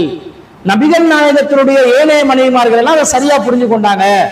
ஆயிஷா ரலியல்லாஹு அன்ஹா அவர்கள் ஒரு பருவ வயதை நெருங்கக்கூடிய ஒரு சிறுவன், சந்திப்பதற்கு விரும்புகிற நேரத்துல ஆயிஷா ரலியல்லாஹு அன்ஹா அவர்கள் தன்னுடைய சகோதரிகளிடம் பால் குடித்து விட்டு வருமாறு அனுப்பி வைக்கிறாங்க. அப்படி அனுப்பி வச்சது ஆயிஷா ரலியல்லாஹு அன்ஹா அவர்கள் மாத்திரம்தான் செய்தார்கள். உம்மு சலமா ரலியல்லாஹு அன்ஹா அவர்கள் உட்பட நபிகள் நாயகத்துடைய ஏனைய மனைவிமார்கள் அதற்கு ஆட்சேபனையை தெரிவித்தார்கள். அவர்கள் அதை விரும்பவில்லை. அப்படி விரும்பாத நேரத்துல ஆயிஷா ரலியல்லாஹு அன்ஹா என்ன கேட்டாங்க, இந்த சாலிமுடைய விஷயத்துல உங்களுக்கு அழகிய முன்மாதிரி இல்லையா என்று கேட்டாங்க என்பதிலிருந்து ஆயிஷா ரலியல்லாஹு அன்ஹா இந்த தவறா புரிஞ்சிக்கிறாங்க, மற்றவங்க எல்லாம் சரியா தான் புரிஞ்சிருக்கிறாங்க என்று விளங்குது. எல்லா நபித்தோழர்களும் 2 வயசுக்கு உட்பட்ட நிலையில தான் பால் குடி இருக்குது, அதை தாண்டின நிலையில பால் குடி இல்லை என்றதும் தெளிவா விளங்கி இருந்தாங்க. ஆனா அது எப்படிப்பட்ட நிலை? ஒரு நிர்பந்த சூழல் ஏற்பட்ட நேரத்துல அல்லாஹ் தஆலா குர்ஆன்ல வசனத்தை இறக்கி இந்த நிலையில நீங்க என்ன செய்யுங்க, பெரியவர்களுக்கு பால் கொடுங்கன்னு சொன்னாலாம். பிறகு அந்த நிர்பந்த சூழல் இல்லாமகி விட்டதாம். அப்படி நிர்பந்த சூழல் இல்லாமகிய உடனே அல்லாஹ் தஆலா அந்த சட்டத்தை மாத்திட்டான். எனவே இனிமேல் வரக்கூடிய யாருக்கும் இந்த பால் குடி சட்டம் என்பது வயது வந்தவர்களுக்கு பால் கொடுக்க வேண்டும் என்ற சட்டம் செல்லுபடி ஆகாது. என்றாலும் இப்போதும் யாராவது நிர்பந்தத்தில் இருந்தா அவங்க என்ன செய்யலாம், இதை அமல்படுத்திக் கொள்ளலாம் என்று பல விஷயங்களை முன்னுக்கு பின் முரணாக மாறி மாறி மாறி சதாத் அவர்கள் உளறி கொட்டிக் கொண்டிருப்பதை காண முடிகிறது. இப்ப இந்த வசன மாற்றம் நடந்தது இதெல்லாம் ஆயிஷா நாயகிக்கு தெரியும். வசனம் இருந்ததும் தெரியும், இல்லா போனது ஹதீஸ் அறிவிச்சது அவங்க தானே தெரியும். அதே மாதிரி 2 வயதுக்குள்ளதான் பால் குடி என்றதும் அவங்களுக்கு தெரியும். தெரியாமலுக்கு இல்லை, ரசூலுல்லாஹ் தானே அவங்கள்ட்ட தான் சொன்னது, பசிக்கு தான் பால் குடின்னு சொல்லுவாங்க, ஹதீஸ் அறிவிச்சது அவங்க தான். ஆனால் இந்த செய்தி இது பொது சட்டம் அல்ல, இது நிர்பந்த சட்டம் என்று சொல்லக்கூடிய விஷயத்தை அவங்க புரிய தவறிட்டாங்க. புரிய தவறினதன் விளைவாகத்தான் சஹ்லாவுடைய நிர்பந்தம் தனக்கும் இருப்பதாக நினைச்சாங்க பால் கொடுத்து. இதை மற்ற சஹாபாக்கள் சரியாக தான் புரிஞ்சிருக்கிறாங்க. ஆயிஷா நாகியை தவிர மற்ற சஹாபாக்கள் எல்லாம் சரியாக தான், பழைய சட்டம் இருந்தது, பிறகு மாற்றப்பட்டது, இப்போ இருக்கிற சட்டம் 2 வயசுக்குள்ள தான் பால் குடி, அதுக்கு மேலே பால் குடி இல்லை என்று சொல்லக்கூடிய இந்த விஷயத்தில் தெளிவை, இது எல்லாருக்கும் பொதுவான சட்டம் இல்லை என்ற தெளிவை மற்ற சஹாபாக்கள் எல்லாம் புரிஞ்சிருந்தாங்க. அதனால தான் இப்னு உமர் அப்படி சொன்னார், அதனால தான் யார் இப்னு மசூத் அந்த செய்தி அறிவிச்சார், அதனால தான் ஆயிஷா அந்த யார் உருவா அறிவிச்ச செய்தி, இப்படி சயீத் இப்னு முசைத் இவங்கெல்லாம் 2 வயசுக்கு மேலே பால் குடி இல்லை பால் குடி இல்லைன்னு அடித்து சொன்னாங்களே. இந்த அடித்து சொன்னதெல்லாம் ஏன் சொல்லணும்னு கேட்டால் இது அவங்களுக்கு தெரியும். சாலிம் போன்ற நிர்பந்தத்தில் இருந்த அந்த காலத்தில் இருந்த ஒரு சிலருக்கு மட்டுமே அல்லாஹு தாலா விசேடமாக இறக்கி இருக்கக்கூடிய ஒரு சட்டம் இது. இதுக்கு முந்தைய இப்போ இருக்கக்கூடிய வசனங்களுக்கு முந்தி இறக்கினானா பிந்தி இறக்கினானா அது எங்களுக்கு தெரியாது. அனைவருக்கும் இதன் மூலம் மஹரம் உறவு ஏற்படாது. இன்னைக்கு யாரும் ட்ரை பண்ணினாலும், இப்போ எங்களை மாதிரி யாரும் ட்ரை பண்ணாலும் இது மஹரம் உறவு ஏற்படாது, ஏற்படுத்தவும் அப்படி முயற்சிக்கவும் கூடாது. எங்களுக்கு இந்த ஹதீஸ் பொருந்தாது. இதே மாதிரி தான் சஹ்லாவுடைய சிச்சுவேஷன் யாருக்காவது ஏற்படுமாக இருந்தால் அவங்களுக்கு மட்டும்தான் இந்த ஹதீஸ் செல்லுபடியாகும். அப்படி சொல்கிறேன்னு சொன்னால் நிர்பந்தம் ஒரே ஒரு சந்தர்ப்பத்தில் மட்டும்தான் வர வாய்ப்பு இருக்குது. என்னது, சின்னத்தில் இருந்தே ஒரு குடும்பத்தோட இஸ்லாத்துக்கு வந்தால் மட்டும்தான் சாத்தியம். இது ஒரு குடும்பம் இருக்கிறாங்க, கணவன் மனைவி இருக்கிறாங்க, குழந்தை இல்லாமல் இருந்திருக்கிறாங்க, ஒரு குழந்தைய தத்தெடுத்து வளர்த்துருக்குறாங்க, அந்த குழந்தை வளர்ந்துட்டுது, அது அனாத குழந்தை, அவங்களுக்கு அந்த அந்த குழந்தைய உண்மையான அம்மா அப்பா யாருன்னு தெரியாது, வளர்ந்து எல்லாம் பெருத்து எல்லாம் முடிஞ்சு திடீரென்று ஹிதாயத்தை கொடுத்து அல்லாஹ் தஆலா இஸ்லாத்துக்கு வந்துட்டான் குடும்பத்தோட. இப்போ கணவன் மனைவி, இப்போ அந்த வளர்ந்த இளைஞன், இப்போ இந்த இளைஞன் இந்த பெண்ணுக்கு மஹரமா இல்லை. இப்போ இந்த இடத்துல இப்போ மஹரம் இல்லை, அது வரைக்கும் அவங்க மகனாத்தான் பார்த்தாங்க. இப்போ வந்த உடனே அல்லாஹ் சட்டம் குர்ஆன்ல சொல்லுது உங்களுக்கு மஹரம் இல்லை, வீட்டுக்குள்ளே வச்சுக்கொள்ள, அது அந்நிய பெண், இது அந்நிய ஆண். இது வரைக்கும் தாயும் மகனுமா பையன 2 பேரும் இப்போ அந்நியம். இப்போ இதுக்கு என்ன தீர்வு? இது வரைக்கும் இஸ்லாம் என்னன்னு தெரியாமல் வாழ்ந்த குடும்பம் இது. நீங்கள் முந்தி பாது செஞ்சிருக்க வேண்டாமான்னு கேட்கல, அவங்க இஸ்லாத்தை இருக்கல, அதுக்கு முந்தி இப்போதான் இஸ்லாத்து வந்திருக்கிறாங்க. இப்போ உங்களுக்கு என்ன தீர்வு? இப்படிப்பட்ட நிர்பந்தங்கள் வந்தால் மட்டும்தான் இது பொருந்துமே தவிர இது அல்லாமல் எவனுக்குமே இது பொருந்தாது. அன்பிற்குரியவர்களே, முதல்ல நாங்கள் என்ன கேட்கிறோம் தெரியுமா? சதாத் அவர்கள் என்னதான் சொல்ல வருகிறார்கள் அது நமக்கு தெளிவா சொல்லணும். நீங்க சொல்ற இந்த விளக்கத்தை பார்க்கும் பொழுது நீங்க முன்வைக்கின்ற ஹதீஸ் கட்டுக்கதைன்றது திரும்ப திரும்ப கன்ஃபார்ம் ஆகுது. எந்த அளவுக்கு மாறி மாறி சொல்றீங்கன்னு பாருங்க. முதலாவது என்ன சொல்றீங்க? இது சாலிம் ரலியல்லாஹு அன்ஹுவுக்கு மட்டுமுரிய சட்டம், மற்ற யாருக்கும் பொருந்தாது என்று சொல்ல வர்றீங்களா? அல்லது சாலிம் சஹ்லா ரலியல்லாஹு அன்ஹா அவர்களுடைய நிலையில் ஒரு சிலர் அந்த காலத்தில் இருந்தாங்க, அப்படி ஒரு சிலருக்கு மட்டும் இது பொருத்தமா இருந்த சட்டம், மற்றவர்களுக்கு இது பொருந்தாது என்பது நீங்கள் உங்களுடைய நிலைப்பாடாக சொல்ல வருகிறீர்களா? அல்லது இந்த காலத்திலையும் சாலிம் சஹலா ரலியல்லாஹு அன்ஹு அவர்களுடைய நிலையில் யாரெல்லாம் இருக்கிறார்களோ அவர்கள் அனைவருக்கும் இது பொருந்தும் என்று சொல்ல வர்றீங்களா? ஒரு நிலைப்பாட தெளிவா அறிவியுங்கள். இது சாலிம் ரலியல்லாஹு அன்ஹு அவர்களுக்கு மாத்திரமுடைய சட்டமாக இருந்தால் அதற்கு ஆதாரம் காட்ட வேண்டும். மனோ இச்சையின்படி எல்லாம் விளக்கம் சொல்லக்கூடாது. அவருக்கு இஷ்டத்துக்கு இது சாலிம் ரலியல்லாஹு அன்ஹுக்கு மட்டும்தான், இது ஹாஸான சட்டம், ஒன்றுக்கு விளக்கம் கொடுக்க முடியலன்னு சொன்னா உடனே ஹாசியத் ஆக்குறது, இது சிறப்பு சட்டம், தனிச்சலுகை என்று நழுவி செல்வது. அப்படி நழுவி செல்ல முடியாது. அதற்கான ஆதாரத்தை நீங்கள் முன்வைக்க வேண்டும். இது சாலிம் ரலியல்லாஹு அன்ஹு அவர்களுக்கு மட்டுமுடைய சட்டம் என்பதற்கு என்ன ஆதாரம் உங்களிடம் இருக்கிறது? ஆதாரத்தை முன்வைக்க முடியுமா? நபிகள் நாயகம் ஸல்லல்லாஹு அலைஹி வஸல்லம் அவர்கள் ஹாசியத்தான சட்டம் ஒன்று அமுல்ல இருக்கும் என்று சொன்னா அதை நமக்கு எப்படி அறிந்து கொள்ள வேண்டும் என்பதற்குரிய வழிமுறையை கற்றுத் தர்றாங்க. ரசூல் ஸல்லல்லாஹு அலைஹி வஸல்லம் மட்டும்தான் இது பொருந்தும், ஏனையவர்களுக்கு பொருந்தாட்டி அதை நபிகள் நாயகம் ஸல்லல்லாஹு அலைஹி வஸல்லம் அவர்கள் ஒன்று நேரடியா சொல்லுவாங்க அல்லது அதை புரிந்து கொள்ளக்கூடிய விதத்தில் சில வாசகங்களை சொல்வார்கள். உதாரணமாக நபிகள் நாயகம் ஸல்லல்லாஹு அலைஹி வஸல்லம் அவர்கள் விசால் நோன்பு நோற்றார்கள். தொடர்ச்சியாக 3 இரவுகள் 3 பகல்கள் நபிகள் நாயகம் ஸல்லல்லாஹு அலைஹி வஸல்லம் அவர்கள் நோன்பு நோட்பார்கள். இந்த நோன்பை ஏனைய சஹாபாக்களும் நோட்பதற்கு தயாராகிறாங்க. ரசூல் ஸல்லல்லாஹு அலைஹி வஸல்லம் அவங்க அதை தடுக்கிறாங்க. நஹா ரசூலுல்லாஹி ஸல்லல்லாஹு அலைஹி வஸல்லம் அனில் விசாலி, நபிகள் நாயகம் ஸல்லல்லாஹு அலைஹி வஸல்லம் அவர்கள் தொடர் நோன்பை தடுத்தார்கள். உடனே நபி தோழர்கள் இன்னக துவாசினு, நீங்க தொடர் நோன்பு நோக்கிறீர்களே என்று கேட்ட நேரத்துல ரசூலா என்ன சொன்னாங்க? இன்னி லஸ்து மிஸ்லக்கும், நான் உங்களை போன்றவன் அல்ல. இன்னி உத்அமு வ உஸ்கா, நான் உணவளிக்கப்படுகின்றேன், தண்ணீர் பருகவும் வழங்கப்படுகின்றன என்று நபிகள் நாயகம் ஸல்லல்லாஹு அலைஹி வஸல்லம் அவர்கள் சொன்ன செய்தி புகாரில 1962வது செய்தியாக பதிவு செய்யப்படுகிறது. ஒன்று ரசூலுல்லாஹ்வுக்கு மட்டுமுள்ள சட்டமா இருந்தா இது போன்ற வாசகங்களை வைத்து நபிகள் நாயகம் ஸல்லல்லாஹு அலைஹி வஸல்லம் அவர்கள் தெளிவுபடுத்துவார்கள். அல்லது நபி தோழர்களுக்கு ஒரு சிலருக்கு சிறப்பான சட்டமாக எதையாவது சொல்வதாக இருந்தால் அதையும் ரசூல் ஸல்லல்லாஹு அலைஹி வஸல்லம் அவர்கள் தெளிவுபடுத்தக்கூடிய விதத்தில் வாசகங்கள் அந்த ஹதீஸ்களை இடம்பெற்றிருக்கும். உதாரணமாக சொல்வதாக இருந்தால் ஹஜ் பெருநாள் தினத்தில் பெருநாள் தொழுகைக்கு முன்பதாக ஒரு நபி தோழர் குர்பானியை செய்து விடுகிறார்.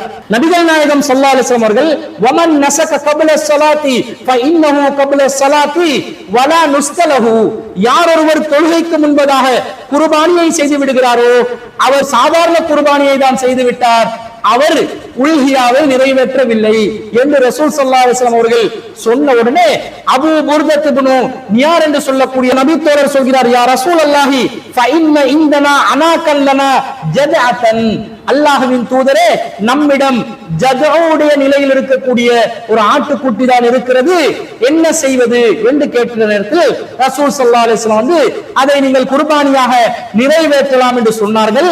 வலன் தஜ்ஸிய அன் அஹதின் பஅதக, உமக்கு பிறகு இது வேறு எவருக்கும் பொருந்தாது என்று நபி ஸல்லல்லாஹு அலைஹி வஸல்லம் அவர்கள் தெளிவாக குறிப்பிட்டிருக்கக்கூடிய செய்தி சஹீஹுல் புகாரியிலே 955வது செய்தியாக பதிவாக இருக்கிறது.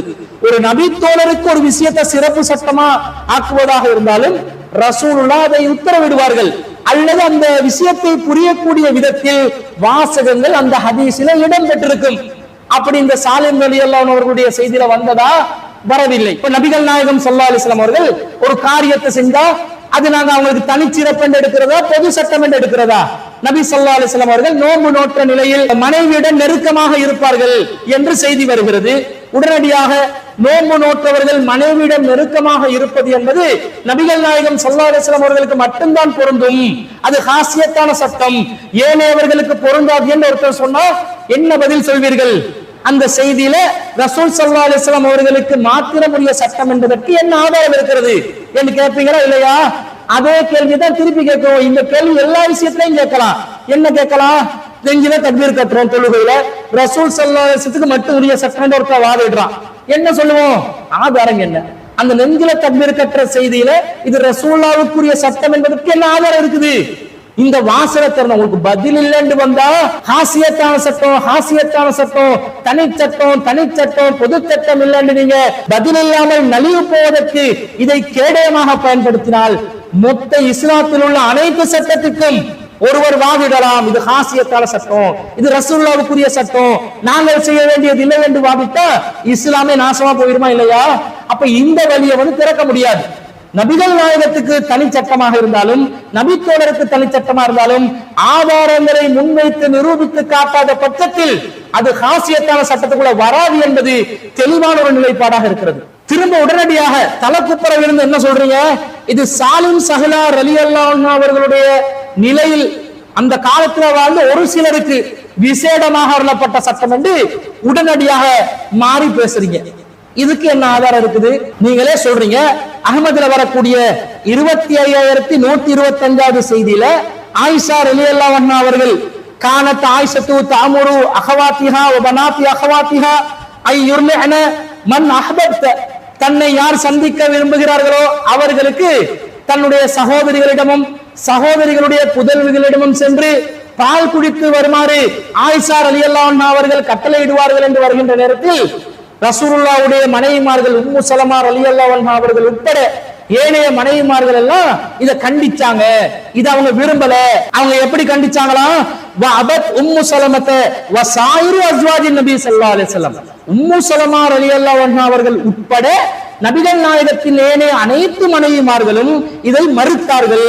ஐ யுதுஹில்ன அலைஹின்ன பிதில்கர் ரலாஅதி, இந்த பால் குடியின் காரணமாக ஆயிஷா ரலியல்லாஹு அன்ஹா அவர்களிடம் ஒரு இளைஞன் நுழைவதை இவர்கள் அனைவரும் மறுத்தார்கள்.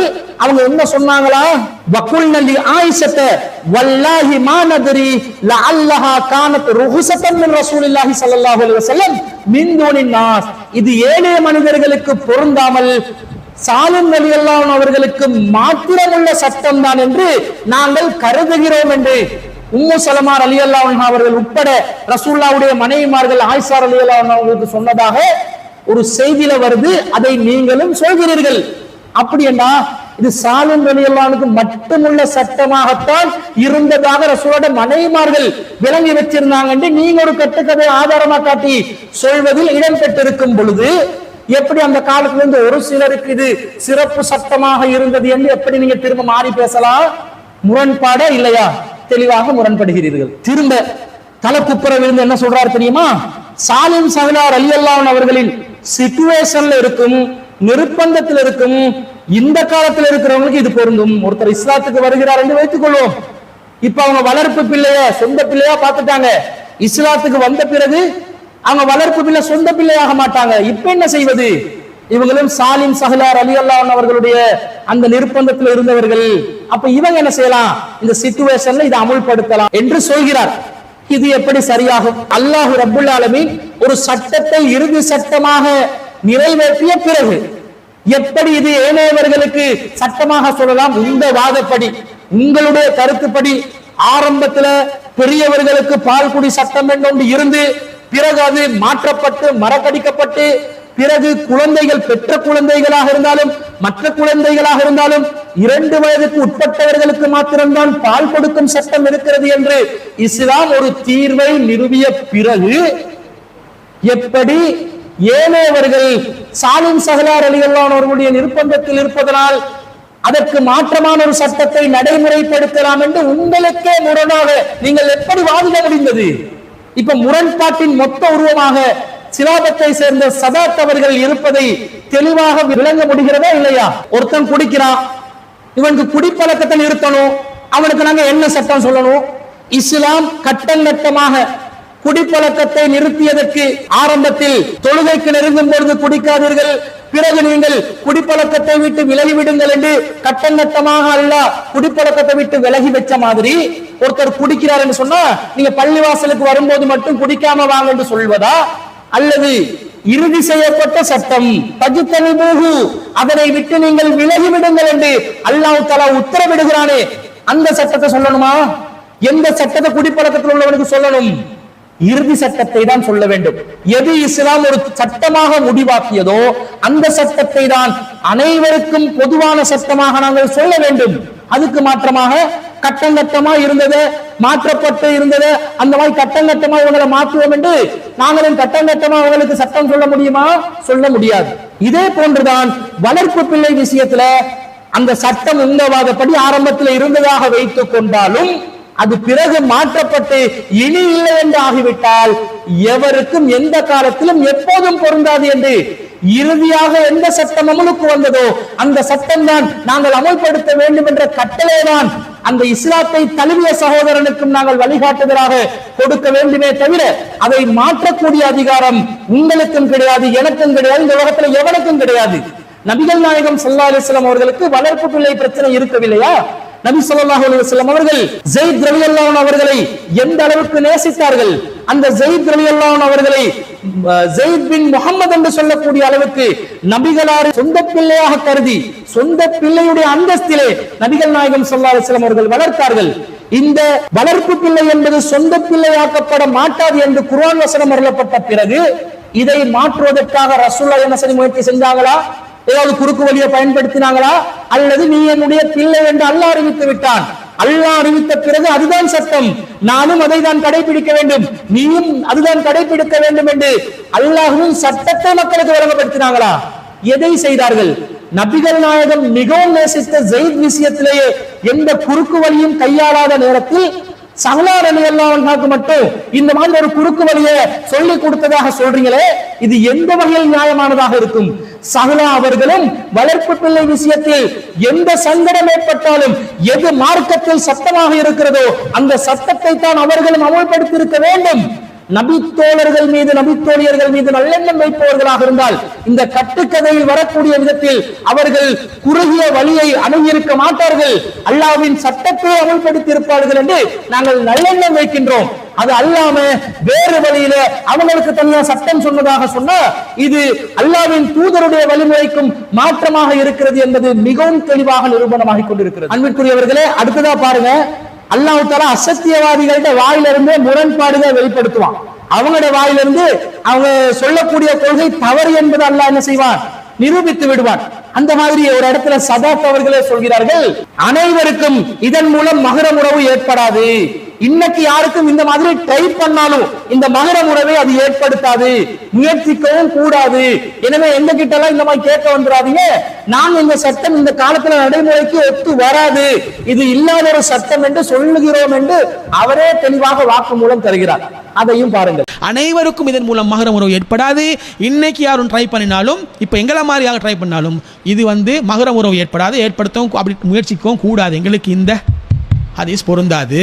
இப்ப சொல்லுங்க, இந்த நுணுக்கமான விளக்கம் சதாத் அவர்கள் தந்தார்களா அல்லது ஹதீஸ்கள்ல முரண்பாடாக தெளிவாக தெரிகிறது, குழப்பமாக இருக்கிறதே என்று சொன்னார்களே அந்த குழப்பத்தை இன்னும் நீடிக்க வைத்தாரா? என்ன நிலையை அவர் கொண்டு வந்தார்? குழப்பத்தை இன்னும் நீடிக்க வைக்கிறார். அப்ப காஸ் என்று ஒரு தனி சட்டமா ஒருத்தருக்கு சொன்னாரு, இல்ல இல்ல அது அந்த சிச்சுவேஷன்ல உள்ள அந்த காலத்துல உள்ளவங்களுக்கு திரும்ப சொன்னாரு, இல்ல அந்த சிச்சுவேஷன்ல இருக்கக்கூடிய இந்த காலத்துல உள்ளவங்களுக்கும் பொருந்தும் என்றாரு.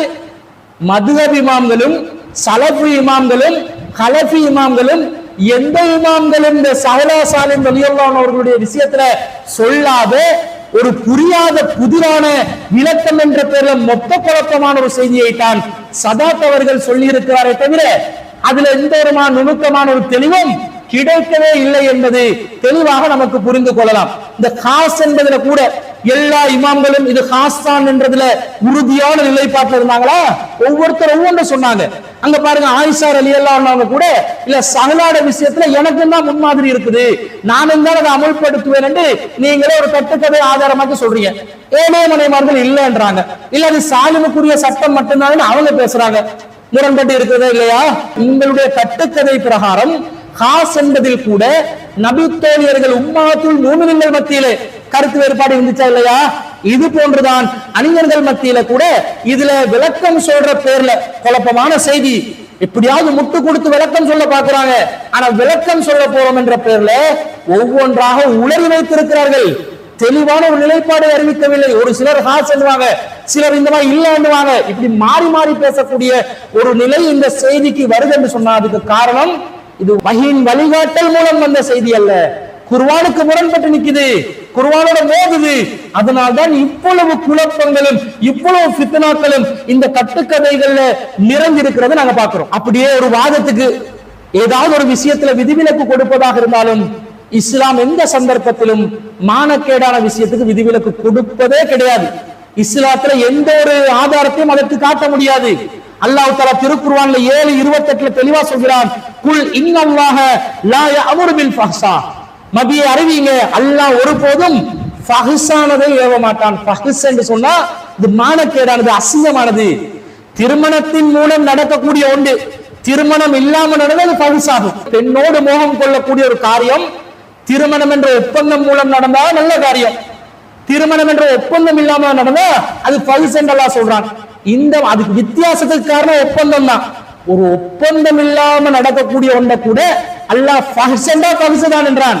அதுக்கு ஒரு நாள் விதிவிலக்கு அளிக்க மாட்டேன் என்றான். அந்த இளைஞன் விபச்சாரம் செய்வதற்காக அனுமதி கோரிய நேரத்துல ரசூலுல்லாஹ் என்ன சொன்னாங்க? உன்னுடைய தாய்க்கு இதை நீ விரும்புவாயா? உன்னுடைய சகோதரிக்கு இதை நீ விரும்புவாயா? உன்னுடைய மாமிக்கு இதை விரும்புவியா? உன்னுடைய சித்தம்மாக்கு நீ இதை விரும்புவியா? விரும்ப மாட்டாய் என்று சொன்னால் இதை நீ மற்ற பெண்களுக்கு எப்படி விரும்பலாம் என்று ரசூலுல்லாஹ் கண்டித்ததாகத்தான் தெளிவாக செய்திகள் வருகிறது. அப்படி இருக்கும் பொழுது இந்த மாதிரி பால் குடி என்பது மார்பகம் வழியாக பால் உறிஞ்சி குடித்தால்தான் தாய் மகன் உறவு ஏற்படும் என்ற ஒரு சட்டம் ஒன்று இருக்கும் பொழுது அந்த சட்டத்தை அமல்படுத்தினால்தான் மகரமான உறவு ஏற்படும் என்ற ஒரு நிலை இருக்கும் பொழுது இத வயது வந்த ஒருவருக்கு ரசூலை கட்டளையிட்டு இருப்பாங்களா? இத ரசூல் ஸல்லல்லாஹு அலைஹி வஸல்லம் ஏவி இருப்பாங்களா? அப்படி ஏவினால் இஸ்லாத்தில் இந்த மானக்கேடான விஷயம் ஏவப்பட்டதாக இது மிகப்பெரிய ஒரு விமர்சனமாக வருமா இல்லையா? இஸ்லாம் ஒருபோதும் மானக்கேடான விஷயத்தை ஏதாவது ஒரு நிலைப்பாட்டில் இருந்து பார்க்கும் பொழுது நபிகள் நாயகம் இந்த மாதிரி சொல்லி இருக்கவே மாட்டாங்க என்றது மிக தெளிவாக நமக்கு விளங்குகிறது. அன்பிற்குரிய சகோதரர்களே, அடுத்ததாக சதாத் அவர்கள் என்ன சொல்கிறார் தெரியுமா? இந்த ஹதீஸ மறுக்கிறதுக்காக எப்படியாவது இவங்களுடைய மனோ இச்சை பிரகாரம் ஏதாவது ஒரு விளக்கத்தை சொல்ல பார்ப்பாங்க. அடுத்ததாக இவங்க ஹதீஸ்ல என்ன குறை காண்றாங்க தெரியுமா? இதை ஆபாசமாக சித்தரிக்கிறாங்க. சஹ்லா ரலியல்லாஹு அன்ஹா அவர்களுக்கு ரசூலுல்லாஹ் எப்படி சாலிமுக்கு பால் கொடுக்குமாறு ஏவி இருக்கலாம்?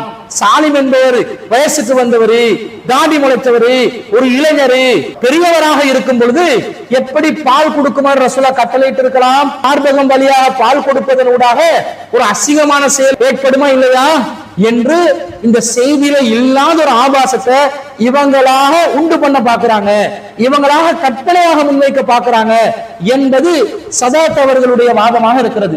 இப்ப ரெண்டாவது வாதம், ஒரு வாதம் இப்ப பார்த்து ரெண்டாவது வாதம் கேட்டா ஆபாசம். இப்ப அடுத்து என்ன சொல்றாங்க? இந்த ஹதீஸ் வந்து ஆபாசத்தை குறிக்குது. ஏன் ஆபாசம்? ரசூலுல்லாஹ் கட்டளையிட்டாங்களாம் சஹ்லாவுக்கு பால் கொடுக்க சொல்லி. ஓகே, எப்படி பால் கொடுக்க சொன்னாங்களாம்? நீ வந்து சாலிம்ட வாயை நீ உண்ட மார்பகத்தில் வச்சு உறிஞ்சத்தான் கொடுக்கணும், வேற மாதிரி கொடுக்கலாது என்று தான் சொன்னாங்களாம். எதை வச்சு சொல்றாங்க? அந்த ஹதீஸ்ல வாசகம் தான் அதை தெளிவுபடுத்துது. என்ன வாசகம்? முதலாவது ரெண்டு, ஒரு வசனமும் அடுத்த சஹ்லா கிட்ட வார்த்தையும். சஹ்லா கிட்ட வார்த்தை வந்து ரெண்டாவது வரும். முதலாவது வசனம் என்ன? அருளிஹி, அவனுக்கு பால் கொடு. இந்த அருளிஹி என்ற வசனம் தான் கன்ஃபார்ம் பண்ணுது. இது நேரடி பால் கொடுத்தல், மார்பகமும் வாயும் சம்பந்தப்படக்கூடிய நேரடி பால் கொடுத்தல், நேரடி உறிஞ்சுதலை தான் அருளிஹின்னு சொல்லக்கூடிய பதம் குறிக்குது.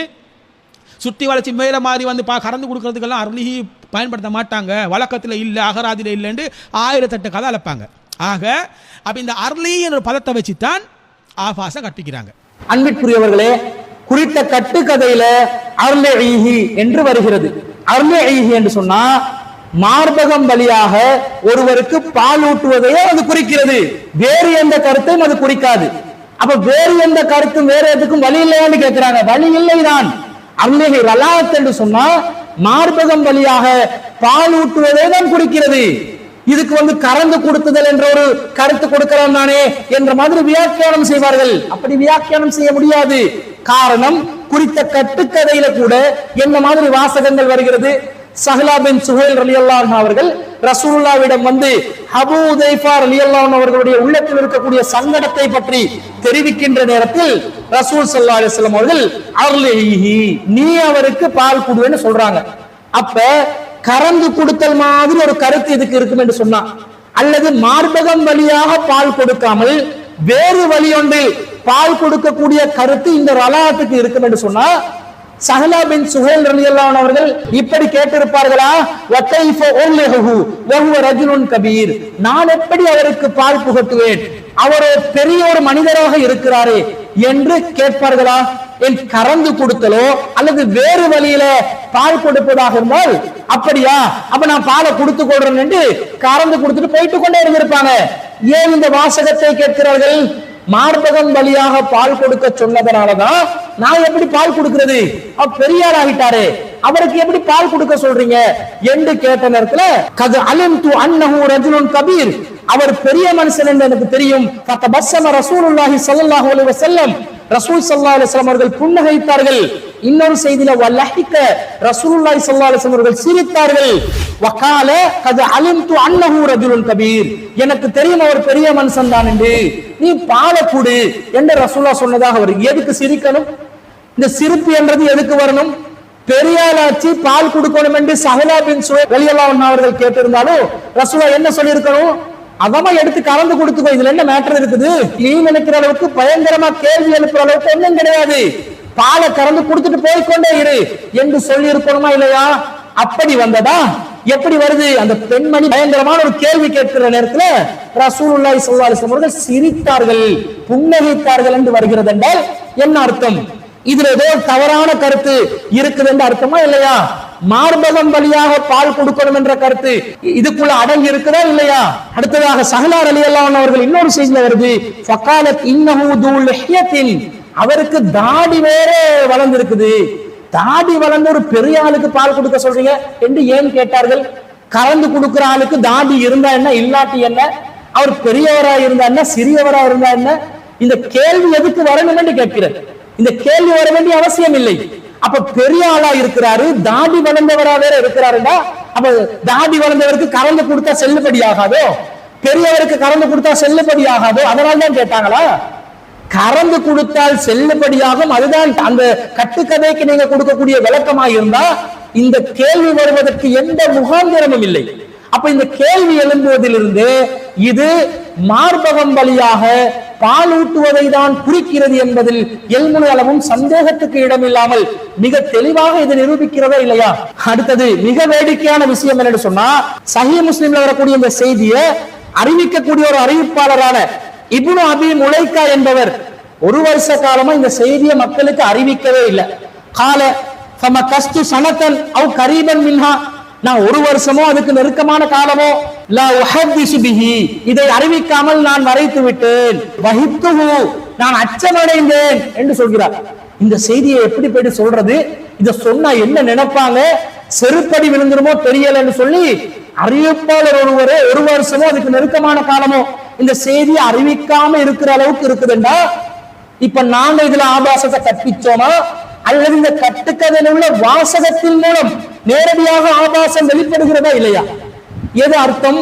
ஆபாசத்தை நாங்கள் உருவாக்கவில்லை, குறித்த செய்தியில் உள்ளடக்கம் கண்டென்ட் தான் தெளிவாக அந்த செய்தியின் கருத்து ஆபாசமான அருவருக்கத்தக்க பக்சாவான ஒரு கருத்தாக இருப்பதாக அந்த செய்தியே சொல்வதனால் தான் அறிவிப்பாளரே யோசித்து அறிவிக்க வேண்டிய நிலைக்கு தள்ளப்பட்டிருப்பதை நாங்கள் பார்க்கிறோம். அப்ப இந்த அழுகி என்று சொல்லக்கூடியது மார்பகம் வழி இல்லாமல் வேற வழியில பால் கொடுக்கிறதுக்கு வழி இல்லையான்னு நீங்க கேட்கக்கூடாது, அதுதான் வழி. அது மட்டும் வழியாக இருந்ததனால் தான் இவ்வளவு பிரச்சனைகள் சர்ச்சைகள் அந்த செய்தியில ஓடுது. சஹலா ரலியல்லாஹு அன்ஹு அவர்கள் பெரிய ஆளண்டு கேள்வி எழுப்பினது, தாண்டி முளைத்தவர் என்று கேள்வி எழுப்பினது, ரசூலுல்லாஹ் புன்னகைத்ததாக வந்தது, சிரித்ததாக வந்தது, எனக்கு தெரியும் நீ பால் குடு என்று சொன்னது, அறிவிப்பாளர் அறிவிக்காம இருந்தது எல்லாம் எதை காட்டுது? இந்த வாசகம் நேரடியாக ரலாத் என்று சொல்வதனூடாக மார்பகம் வழியாக பால் ஊட்டுவதை தான் அது குறிக்கிறது என்பது இருப்பதனால் தான் இந்த அளவுக்கு இந்த செய்தியில ஒரு நிலை ஏற்பட்டிருப்பதை நாங்கள் பார்க்கிறோம். அடுத்தது மிக முக்கியமான வாதம் என்ன? இப்ப கறந்து கொடுத்தால் தாய் மகன் உறவு ஏற்படுமா? ரலாத் என்பது ஒரு பொதுவான சொல்லாக இருந்தா, ரலாத் என்பது எல்லா விதமான பால் குடியையும் குறிக்கும் என்று சொன்னா, கறந்து கொடுத்தல் ஊடாக தாய் மகன் என்ற உறவு ஏற்படுமா? அதுக்கு ஃபத்வா சொல்லலாமா? சலஃபுகளுடைய ஃபத்வா என்ன? ஒருவர் ஒருவருக்கு கறந்து கொடுக்கிறார் தாய் மகன் உறவு ஏற்படுத்திக் கொள்வதற்காக. அப்படி கறந்து கொடுத்ததனால் பால் குடி உறவு ஏற்படுமா? மார்க்கத்தின் நிலைப்பாடு இதுவா? சட்டம் இதுவா? சலஃபுகள் ஃபத்வா சொல்வார்களா? சதாத் என்ற புதிய சலஃபி ஃபத்வா சொல்வாரா? சொல்ல முடியாது, சொல்ல மாட்டார்கள். ஏன்? அப்படி சொல்வதற்குரிய வாசலை ஹதீஸ்கள் அடைத்து விட்டன. எப்படி ஹதீஸ் அடைக்குது? நபிகள் நாயகம் ஸல்லல்லாஹு அலைஹி வஸல்லம் அவர்கள் சொல்றாங்க, லா ரலா இல்லா மா கான ஃபில் ஹவுலைன், ரலா என்பது கிடையாது 2 வருடத்திற்கு உட்பட்டவர்களுக்கே தவிர என்று ஒரு செய்தியை சொல்கிறார்கள். இந்த ரலா என்று வருது, இதுல ஒரு இலக்கணத்தையும் பார்க்கணும். லா ரலா என்றா லா என்ற வார்த்தைக்கு அடுத்து வரக்கூடிய வார்த்தை ஃபத்ஹ் செய்யப்பட்ட நிலையில வருது, ஃபத்ஹாவுடன் வருகிறது. ஃபத்ஹாவுடன் வந்தால் லா ரலா என்று வந்தால் எந்த பால் அருந்துதலும் கிடையாது என்று அர்த்தம். எந்த பால் அருந்துதலும் கிடையாது, நீங்க சொல்ற கறந்ததும் கிடையாது, மார்பகம் வழியா குடிக்கிறதும் கிடையாது, எந்த பால் அருந்துதலும் கிடையாது. இல்லாமாக்கான ஃபில் ஹவுலைன், 2 வயதுக்கு உட்பட்ட நிலையில் இருக்கும் குழந்தைகளுக்கே தவிர. அப்ப லா ரலா என்று வந்துருச்சு, எந்த பால் குடியும் இல்லை என்று வந்துருச்சு. இதை புரிஞ்சு கொள்வதற்கு உதாரணமாக லா இலாஹ இல்லல்லாஹ் என்று சொல்லக்கூடிய கலிமாவை எடுத்து காட்டலாம். லா இலாஹுன் என்று வந்தால் கடவுள் இல்லை என்று அர்த்தம். லா இலாஹ என்று வந்தால் எந்த கடவுளும் இல்லை என்று அர்த்தம். கலிமால எப்படி வருது? லா இலாஹ இல்லல்லாஹ், எந்த கடவுளும் இல்லை அல்லாஹுவை தவிர. அப்ப எந்த கடவுளும் என்ற அந்த வார்த்தை கருத்தை நாங்க ஏன் கொடுத்தோம்? லாக்கு பிறகு இலாஹுன் என்று வராமல் இலாஹ என்று வந்து விட்டது. லாக்கு பிறகு வந்த வார்த்தைக்கு ஃபத்ஹ் செய்யப்பட்ட நிலையில் வந்து விட்டது. அப்ப எந்த கடவுளும் இல்லை என்ற கருத்து இலக்கண ரீதியாக கொடுக்கிறோம். அதே இலக்கண விதிதான் லா ரலாவுக்கும் பொருந்துகிறது. லா ரலா என்றால் எந்த பால் அருந்துதலும் கிடையாது, எந்த பால் அருந்துதலும் 2 வயதுக்கு உட்பட்ட நிலையிலே தவிர கிடையாது என்று வந்தால் எப்படி பெரியவங்களுக்கு பால் கொடுக்கலாம்? எப்படி சாலிமுக்கு பால் கொடுக்கிறது மார்க்கமாகும்? அது எப்படி அந்த காலத்தில் உள்ள குறிப்பிட்ட சாராருக்கு விதிவிலக்காகும்? இந்த காலத்தில் நிர்பந்தத்தில் உள்ளவர்களுக்கும் அது நிர்பந்த நிலையில் விதிவிலக்காகும் என்று எப்படி சொல்லலாம்? மொத்தமாக ஆய்வும் இல்லாமல், இது சம்பந்தப்பட்ட விஷயங்களில் வரக்கூடிய ஹதீஸ்களில் இடம்பெறுகின்ற வாசகங்களை பற்றிய ஞானமும் இல்லாமல் உளறிக்கொண்டு முன்னுக்கு பின் முரணாக பேசினால் மட்டும்தான் இந்த கறந்துதல் என்ற கருத்து கொடுக்கலாம். அப்படி இல்லாம ஒரு நேர்கோட்ல தெளிவா பேசுனீங்கன்னு வைங்க, இந்த கறந்துதல் என்ற கருத்தை ரலாத்துக்கு கொடுக்கவே முடியாது என்பது நாங்க தெளிவாக விளங்கிக் கொள்ளலாம். அன்பிற்குரிய சகோதரர்களே, அடுத்ததாக சதாத் அவர்கள் என்ன வாதத்தை முன்வைக்கிறார் என்று சொன்னா, இந்த ரலாத் என்ற வார்த்தை ஒரு பொதுவான வார்த்தை, அது பால் கொடுத்தல் என்ற ஒரு பரந்த கருத்து கொண்ட வார்த்தை. ஆனால் உறிஞ்சி குடிப்பது, மார்பகம் வழியாக பால் அருந்துவது அல்லது மார்பகத்தை கவ்விக்கொண்டு குடிப்பதற்கு வேறு வேறு வார்த்தைகள் இருக்கிறது என்றொரு வாதத்தை முன்வைக்கிறார். சில நடைமுறை உதாரணங்கள் அதுக்கு காட்டுறாரு. நீங்க ஒரு மருத்துவமனைக்கு செல்கிறீர்கள், ஒரு குழந்தையை பெற்றெடுக்கின்ற தாய்க்கு குழந்தையுடைய ஒரு உபாதையின் காரணமாகவோ அல்லது தாயின் பாலை குடிப்பதற்கு முடியாத ஒரு சூழ்நிலை ஏற்பட்டு மார்பகம் வழியாக தாய்ப்பால் கொடுப்பதற்கு முடியாத சூழ்நிலையில தாய்ப்பாலை கறந்து கொடுக்கிறாங்க. இப்ப அந்த குழந்தைக்கு 2 வயசு பால் கொடுப்பது கட்டாயம் என்று அல்லாஹ் குர்ஆன்ல சொல்றான், தாயின் கடமை என்கிறான். இந்த தாய் பாலை கறந்து கொடுத்ததனால தாயின் கடமையை நிறைவேற்றாமல் அந்த தாய் சென்று விட்டதாக அர்த்தமாகி விடுமா? அதை சிந்திக்க மாட்டீங்களா? அப்ப கறந்து கொடுத்ததனூடாகவும் ரலாத் என்பது நிறைவேறுகிறதா இல்லையா என்று கேட்கிறார். இன்னைக்கு கூட நடைமுறை உதாரணத்தை பார்க்கலாம். உங்களுக்கு ஹாஸ்பிட்டல்ஸ் போனா உங்களுக்கு பார்க்கலாம். சாதாரணமாக ஒரு தாய் பிள்ளை பசங்க குறை மாசத்துல பிறக்கிற பிள்ளைகள் இன்னைக்கு இருக்குது. அந்த வளர்த்தி பூரணமாக நிலையில் பிறக்கிற பிள்ளைகள் இருக்குது. சில பிள்ளைகள் பிறந்த உடனே மார்பை வாய்க்கு எடுக்க இயலாது, அதுக்கு வாய் சின்னதாக இருக்கும், சிலதை எடுக்காது, விரும்பாது. இப்படி பல பிரச்சனைகள் இன்னைக்கு கூட காலாகாலமாக இருந்து வருது. பிரசவ ஆஸ்பத்திரியில் போங்க, போய்த்து பாருங்க, இப்படி மார்பகத்தை வாய்க்கு எடுக்க இயலாத பிள்ளைகளுக்கு எப்படி பால் கொடுக்குறாங்க. அந்த தாய்கிட்ட இருந்து பாலை கறந்து எடுத்து நர்ஸ்மார் என்ன செய்வாங்க, வந்து அதுக்கு ஒரு சின்ன போத்தலையோ இல்லாட்டி வந்து சிரிஞ்சிலையோ அது வந்து டியூப் மூலமாகவோ அந்த குள்ளைக்குரிய பாலை கொடுத்து கொண்டிருப்பாங்க. இது வரைக்கும் அந்த குழந்தை சுயமாக உறிஞ்சி குடிக்க ஆரம்பிக்கும் வரைக்கும் தாயிடம். ஆக அப்போ இந்த இடத்துல குர்ஆன் அல்லாஹ் சொல்றானே 2 வருஷத்துக்கு பால் ஊட்டி ஆகணும்னு சொல்லி, ஒரு தாய் தன்னை குழந்தைக்கு 2 வருஷம் பால் ஊட்டி ஆகணும்னு சொல்கிறான் இல்லையா? அப்போ அந்த அங்கே ரலாத்து தான் இருக்குது. அப்போ அந்த ரலாத்தை செஞ்சாகணும் 2 வருஷத்துக்கு. இப்போ இந்த 2 வருஷத்தில் பிறந்த ஒரு 1 வீக்குக்கு வந்து இந்த தாய் வந்து நேரடியாக பால் கொடுக்கலன்னு சொன்னால் இப்போ இந்த தாய் தன்னை கடமையை தவறிட்டாளா? பால் கொடுக்கலன்னு அர்த்தமா? கொடுத்தாதான் அர்த்தம். எப்படி கொடுத்தா? கறந்து கொடுத்தல். அன்பிற்குரியவர்களே, இந்த ரலாத் என்பது பரந்த சொல்லா அல்லது நேரடியாக தாயுடைய மார்பகம் வழியாக பாலை உறிஞ்சி குடிப்பதற்குரிய ஒரு சொல்லா என்பதற்குரிய விளக்கங்கள் நாங்கள் இன்ஷா அல்லாஹ் பார்ப்போம். அதுக்கு முன்புதான் ஒரு நடைமுறை உதாரணம் சொன்னாரு. அந்த உதாரணத்துல அவர் என்ன சொல்றாரு, ஒரு நிர்பந்த நிலையில தாய்க்கு பெத்த குழந்தைக்கு பால் கொடுக்க முடியாத சூழ்நிலை ஏற்படுது. இந்த நிலையில அந்த தாய் தன்னுடைய தாய்ப்பாலை கறந்து கொடுத்தால் கடமையை நிறைவேற்றவில்லையா கடமையை நிறைவேற்றாத குற்றத்துக்கு ஆளாகி விடுவார்களா என்று கேட்கிறார். அன்பிற்குரியவர்களே, அப்படி ஒரு கறந்து கொடுத்த சூழ்நிலை வந்தால் அந்த தாய் ரலாத் என்ற கடமையை நிறைவேற்றவில்லை என்று இல்லை வராது. ஏன் தெரியுமா? குர்ஆன் அல்லாஹ் சொல்றான், லா யுகல்லிஃபுல்லாஹு நஃப்ஸன் இல்லா உஸ்ஸாஹா. எந்த ஒரு ஆத்மாவும் அதனுடைய சக்திக்கு மீறி அல்லாஹ் சிரமப்படுத்த மாட்டான்.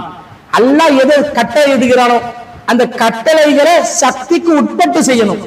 சக்திக்கு மீறி நடக்குதா அல்லாஹ் அதை கடமையை நிறைவேற்ற வேண்டும் அல்லாஹ் தஆலா குத்தம் பிடிப்பானா? சக்தியே எல்லாம் போயிருச்சு, நானே சிரமத்துக்கு உள்ளாகிட்டேன், என்னைய தண்டிச்சால் என்று அல்லாஹ் துஆ கேட்க சொல்றான். ரப்பனா லா துஆஹித்னா இன் நஸீனா வஅக்தனா. இறைவா, நாங்கள் மறந்து விட்டாலோ தவறு செய்து விட்டாலோ எங்களை தண்டித்து விடாதே. ரப்பனா லா தஹ்மில் அலைனா இஸ்ரன் கமா ஹமல்தஹு அலல்லதீன மின் கப்லினா. இறைவா, எங்களுக்கு முன் சென்றவர்கள் மீது நீ சுமத்தியதை போன்று எங்கள் மீது எங்களால் தாங்க முடியாததை நீ சுமத்தி விடாதே என்று துஆ கேட்க சொல்றான் அல்லாஹ். அப்ப சக்திக்கு மீறி ஒன்று நடந்துச்சுன்னா அல்லாஹ் தஆலா குத்தம் பிடிக்க மாட்டான்ட்டான். அதுக்காக அந்த நேரத்தில் அவங்க கறந்து கொடுத்ததுனால ரலாத்தா செஞ்சாங்க, ரலாத்து செய்யல. பால் நேரடியாக மார்பகம் வழியாக கொடுத்ததான் ரலாத் ஆகும். அந்த இடத்துல நிர்பந்த நிலையில கடமை தவறவில்லைதான், ஆனால் கறந்துதான் கொடுத்திருக்கிறார்கள் என்று ஆகிவிடும். கறந்து கொடுத்த நிலை வந்தால் அது கறந்து கொடுத்தல் தான். இதே பெத்த பிள்ளை அல்லாத மற்ற பிள்ளைகளுடைய விஷயத்தில் நீங்கள் எடுத்துக்கொள்ளுங்கள். அந்த மற்ற பிள்ளைக்கு கறந்து கொடுக்கக்கூடிய ஒரு நிலை வந்தா ரலாத்து ஏற்பட்டு விடுமா? அப்படிதான் மார்க்கம் நமக்கு வழிகாட்டுச்சா? திருமீதியில வரக்கூடிய 1072வது செய்தி என்ன சொல்கிறது? லா யுஹர்ரிமு மினர் ரலாத்தி. ரலாத்து மூலமா உங்களுக்கு மஹரம் உறவு ஏற்படுத்தாது. எது ஏற்படுத்தாது? இல்லாமா ஃபதகல் அம்ஆஹி ஃபிஸ்ஸதி.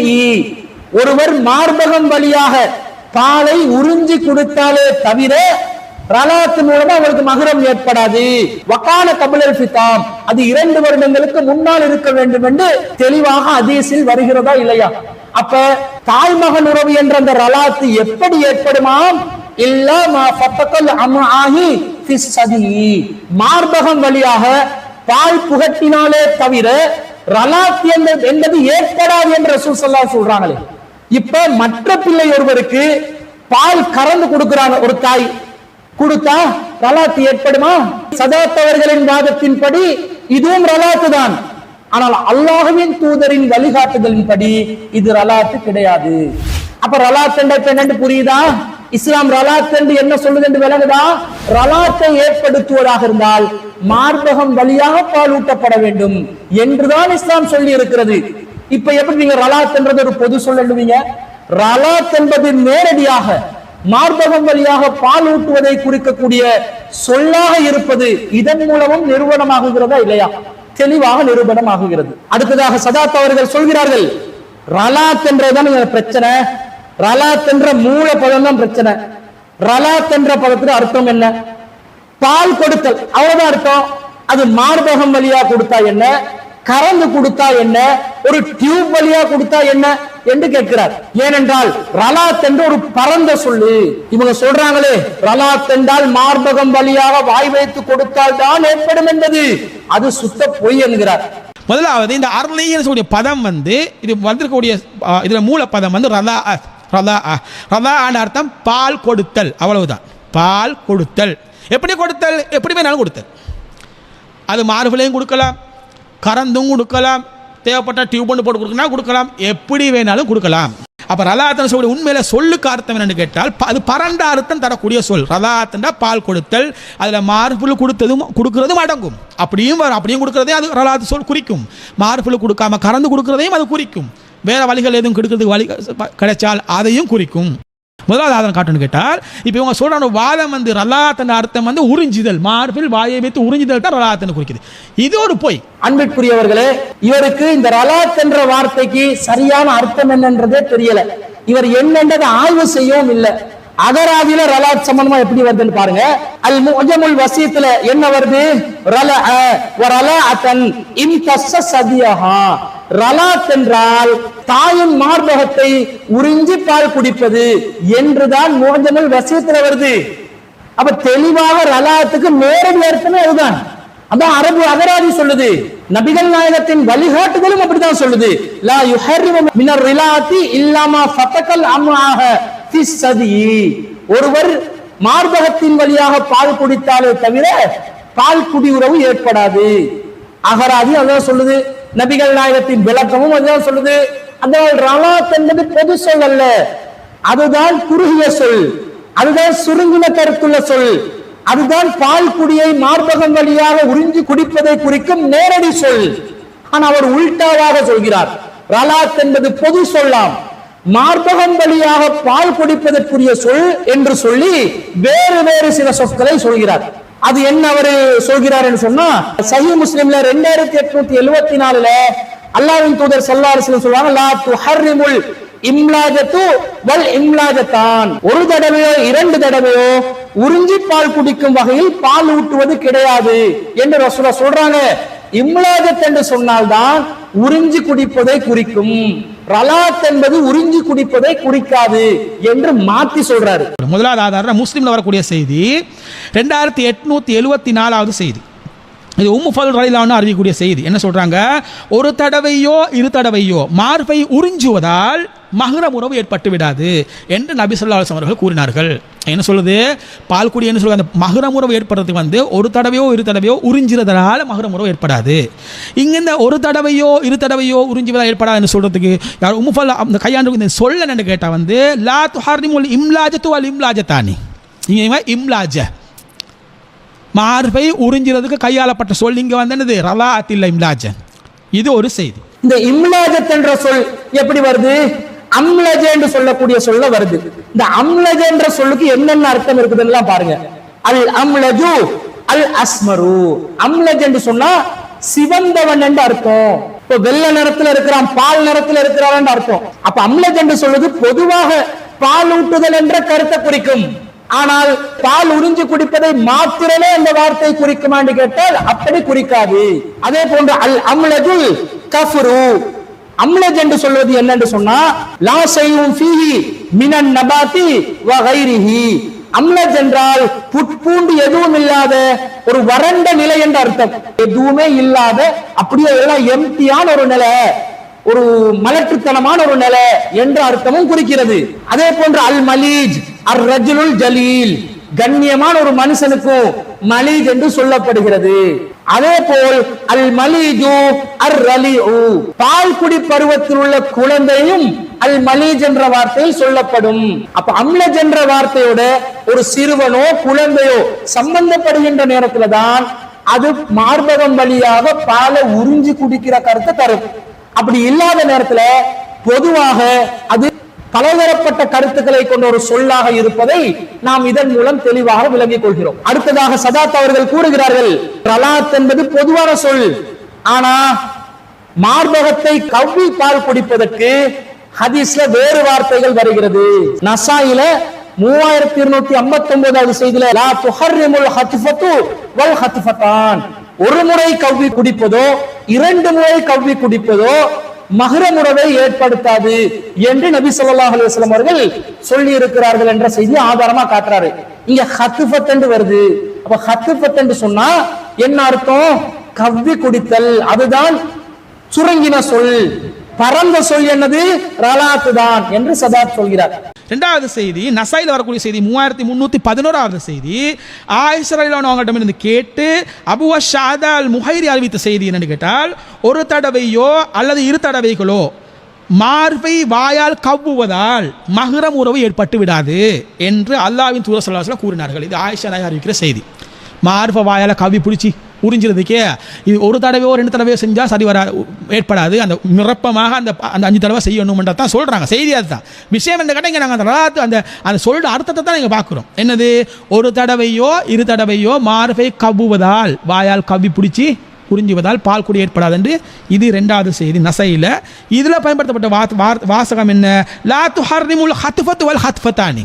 ஹத்ஃபன்ஸ்னா கவ்வுறது, தூக்குறது, எடுக்கிறது, கவ்வுறது. வாயால் கவ்வி பிடித்தல் மார்பை, இது கவ்வுறதுக்கு இங்கே பயன்படுத்தப்பட்ட சொல்லனது ஹத்ஃப, ரதாத் இல்லை. சரியா? அப்போ உறிஞ்சுறதுக்கு இன்னொரு சொல் பயன்படுத்தப்பட்டிருக்குது, மார்பில் வாய் வைக்கிறதுக்கு. ஒன்றும் இம்லாஜ, இங்கே ஹத்ஃப. அன்பிற்குரியவர்களே, இவருக்கு இது சம்பந்தமாகவும் தெளிவான போதியோட ஞானம் இல்லை என்பது இவருடைய இந்த வாதத்திலிருந்து நமக்கு விளங்கிக் கொள்ளலாம். ஹத்ஃபத் என்றா ஒரு பொதுவான சொல்லா, ஹத்ஃபத் என்றா எதுக்கு பயன்படுத்தப்படுற சொல், எதோடு கத்துப்பத் சேருகிறதோ அதை வைத்து அதனுடைய கருத்து மாறும். உதாரணமாக சொல்வதாக இருந்தால் திருக்குர்ஆன்ல 2வது அத்தியாயத்துல 20வது வசனம், யகாதுல் பர்கு யஹ்தஃபு அப்சாரஹும், மின்னல் அவர்களுடைய பார்வையை பறிக்க பார்க்கிறது என்று அல்லாஹ் சொல்கிறார். இப்ப எங்களை ஹத்ஃபத் என்ற வார்த்தை தான் வருது. அப்ப இதுக்கு அர்த்தம் என்ன?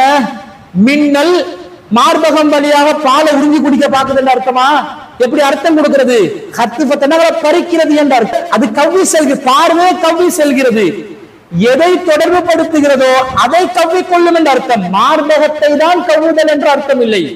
அதே போன்று திருக்குர்ஆன்ல 22வது அத்தியாயத்துல 31வது வசனத்துல வமை யுஸ்ரிக் பில்லாஹ், யார் அல்லாஹ்க்கு இணை கற்பிக்கிறார்களோ ஃபக அன்னமா ஹர்ர மினஸ் ஸமாயி, அவர் வானத்திலிருந்து விழுந்தவனை போன்றும், ஃபதஹ்தஃபுஹு தைரு, அப்படி விழுந்தவரை பறவை தூக்கிச் சென்ற ஒரு நிலையில் இருப்பவனை போன்றும் இருப்பான் என்று அல்லாஹ் தஆலா குர்ஆன்ல சொல்றார். அப்ப ஒரு பறவை ஒருவனை தூக்கிச் செல்லுகின்ற நிலை, எடுத்துச் செல்லுகின்ற நிலைக்கும் ஹத்ஃபத் என்ற வார்த்தை பயன்படுத்தப்பட்டிருக்கிறது. இங்க வானத்திலிருந்து ஒருத்தன் விழுந்து அவனை பறவை மார்பகம் வழியாக பாலுறிஞ்சிக் கொள்வதற்காக அழைத்துச் சென்றதாக அர்த்தம் வைப்பதா, அல்லது பறவை இழுத்துச் சென்று விட்டது, தூக்கிச் சென்று விட்டது என்று அர்த்தம் வைப்பதா? ஏதோட ஹத்ஃபத் சம்பந்தப்படுதோ அதை வைத்து அர்த்தம் வைக்க வேண்டும்.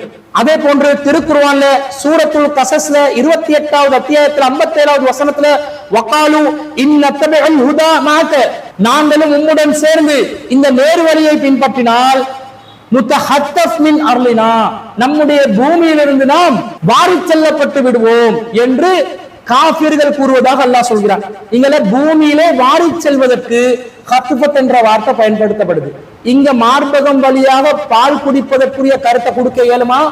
ஹத்ஃபத் என்பது மார்பகத்திலே வாயை வைத்து கவ்வி பால் அருந்துவதுதான் அர்த்தம் என்றால், இந்த வசனங்கள்ல எல்லாம் மார்பகம் வழியாக பால் அருந்துதல் என்ற கருத்தை புகுத்தக்கூடிய நிலையில இருக்குதா?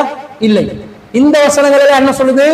பறித்து செல்வது, தூக்கிச் செல்வது, வாரிச் செல்வது என்று அந்த வார்த்தை இடம்பெறுகின்ற இடத்தை பொறுத்து கருத்து வித்தியாசப்படுகிறது. அப்ப ஹத்ஃபத் என்பது பொதுவான ஒரு வார்த்தையை தவிர ஒரு குறுகிய சுருங்கின கருத்துள்ள ஒரு வார்த்தை கிடையாது என்பது தெளிவாக விளங்குகிறது. ஆனால் சதாத் அவர்கள் அதற்கு மாற்றமாக ரலாத் என்பது பொதுவான வார்த்தை என்றும் ஹத்ஃபத் என்பது சுருங்கின கருத்துள்ள வார்த்தை என்றும் உல்டாவாக சொல்வதை பார்க்கிறோம். அடுத்ததாக சதாத் அவர்கள் என்ன சொல்கிறார் தெரியுமா? ரலாத் என்ற சொல் பொதுவான சொல், மார்பகம் வழியாக பால் அருந்துவதற்கு வரக்கூடிய சொல்லு மஸ்ஸ என்று வரக்கூடிய சொல். ஹதீஸ்ல சஹீஹ் முஸ்லிம்ல 2869வது செய்தியில லா துஹர்ரிமுல் மஸ்ஸத்து வல் மஸ்ஸதான், ஒரு முறை உறிஞ்சி குடிப்பதோ 2 முறை உறிஞ்சி குடிப்பதோ மகரமான உறவை ஏற்படுத்தாது என்று நபி அவர்கள் சொல்லி இருக்கிறார்கள் என்ற செய்தியை ஆதாரமாக காட்டி மார்பகம் வழியாக பால் உறிஞ்சி குடிப்பதற்கு ஹதீஸ்ல பயன்படுத்தப்பட்ட வார்த்தை மஸ்ஸ என்று சொல்கிறார். மஸ்ஸ தான் நேரடி அர்த்தம் என்று சொல்கிறார். அடுத்தது வருதுன்னு கேட்டா ஆயிஷா கூறின அடுத்த செய்தி, ஒரு தடவையோ 2 தடவைகளோ மட்டும் மார்பை உறிஞ்சி குடிப்பதால் பால் குடி உறவு ஏற்பட்டு விடாது என்று நபி ஸல்லல்லாஹு அலைஹி வஸல்லம் கூறினார்கள். அப்ப இந்த செய்தி முஸ்லிம்ல 2869 செய்தி. இந்த செய்தியில் ஆயிஷா சொல்லி அந்த வாசகம் லா துஹர்ரிமுல் மஸ்ஸத்து வல் மஸ்ஸதானி, உண்மையிலே மார்பில் வாயை வைத்து உறிஞ்சுவதற்குரிய சரியான பதம் மஸ்ஸ, ரலாத் இல்ல. மஸ்ஸதான் நேரடியாக வாயை உறிஞ்சதை குறிக்கும். வாயை வச்சு உறிஞ்சதை குறிக்கிற சொல் இந்த மஸ்ஸ அல்லது ஹத்ஃப பயன்படுத்திக்கிறாங்க, இம்ராஜா பயன்படுத்திருக்கிறாங்க. இந்த மஸ்ஸைக்கு இன்னும் ஆதாரம் காட்டுறோம். இது ஹுதைபியா உடன் படிக்கல, ஏற்கனவே நாங்கள் பார்த்து தெரிஞ்ச ஹதீஸ் தான். ஹுதைபியா உடன் படிக்க நேரம் ஒரு பிரச்சனை வந்த நேரத்தில் அபூபக்கர் ரலியல்லாஹு கொஞ்சம் கோவப்பட்டு ஒரு வார்த்தை, கெட்ட வார்த்தை சொல்லுவாங்க இல்லையா, அந்த கெட்ட வார்த்தை சொல்லுற மாதிரி கொஞ்சம் திட்டிடுவாங்க. அந்த திட்டுறதுக்கு பயன்படுத்துகிற வாசகம் என்ன? உம்சுஸ் பத்ரல் லாத்தி, அந்த அவனுக்கு இந்த காஃபிருக்கு சொல்கிற வார்த்தை யார்? லாத்துடைய மர்ம உறுப்பை நீ உறிஞ்சின்னு சொல்லி. இங்கே பயன்படுத்தின வார்த்தை என்ன? உம்சுஸ்.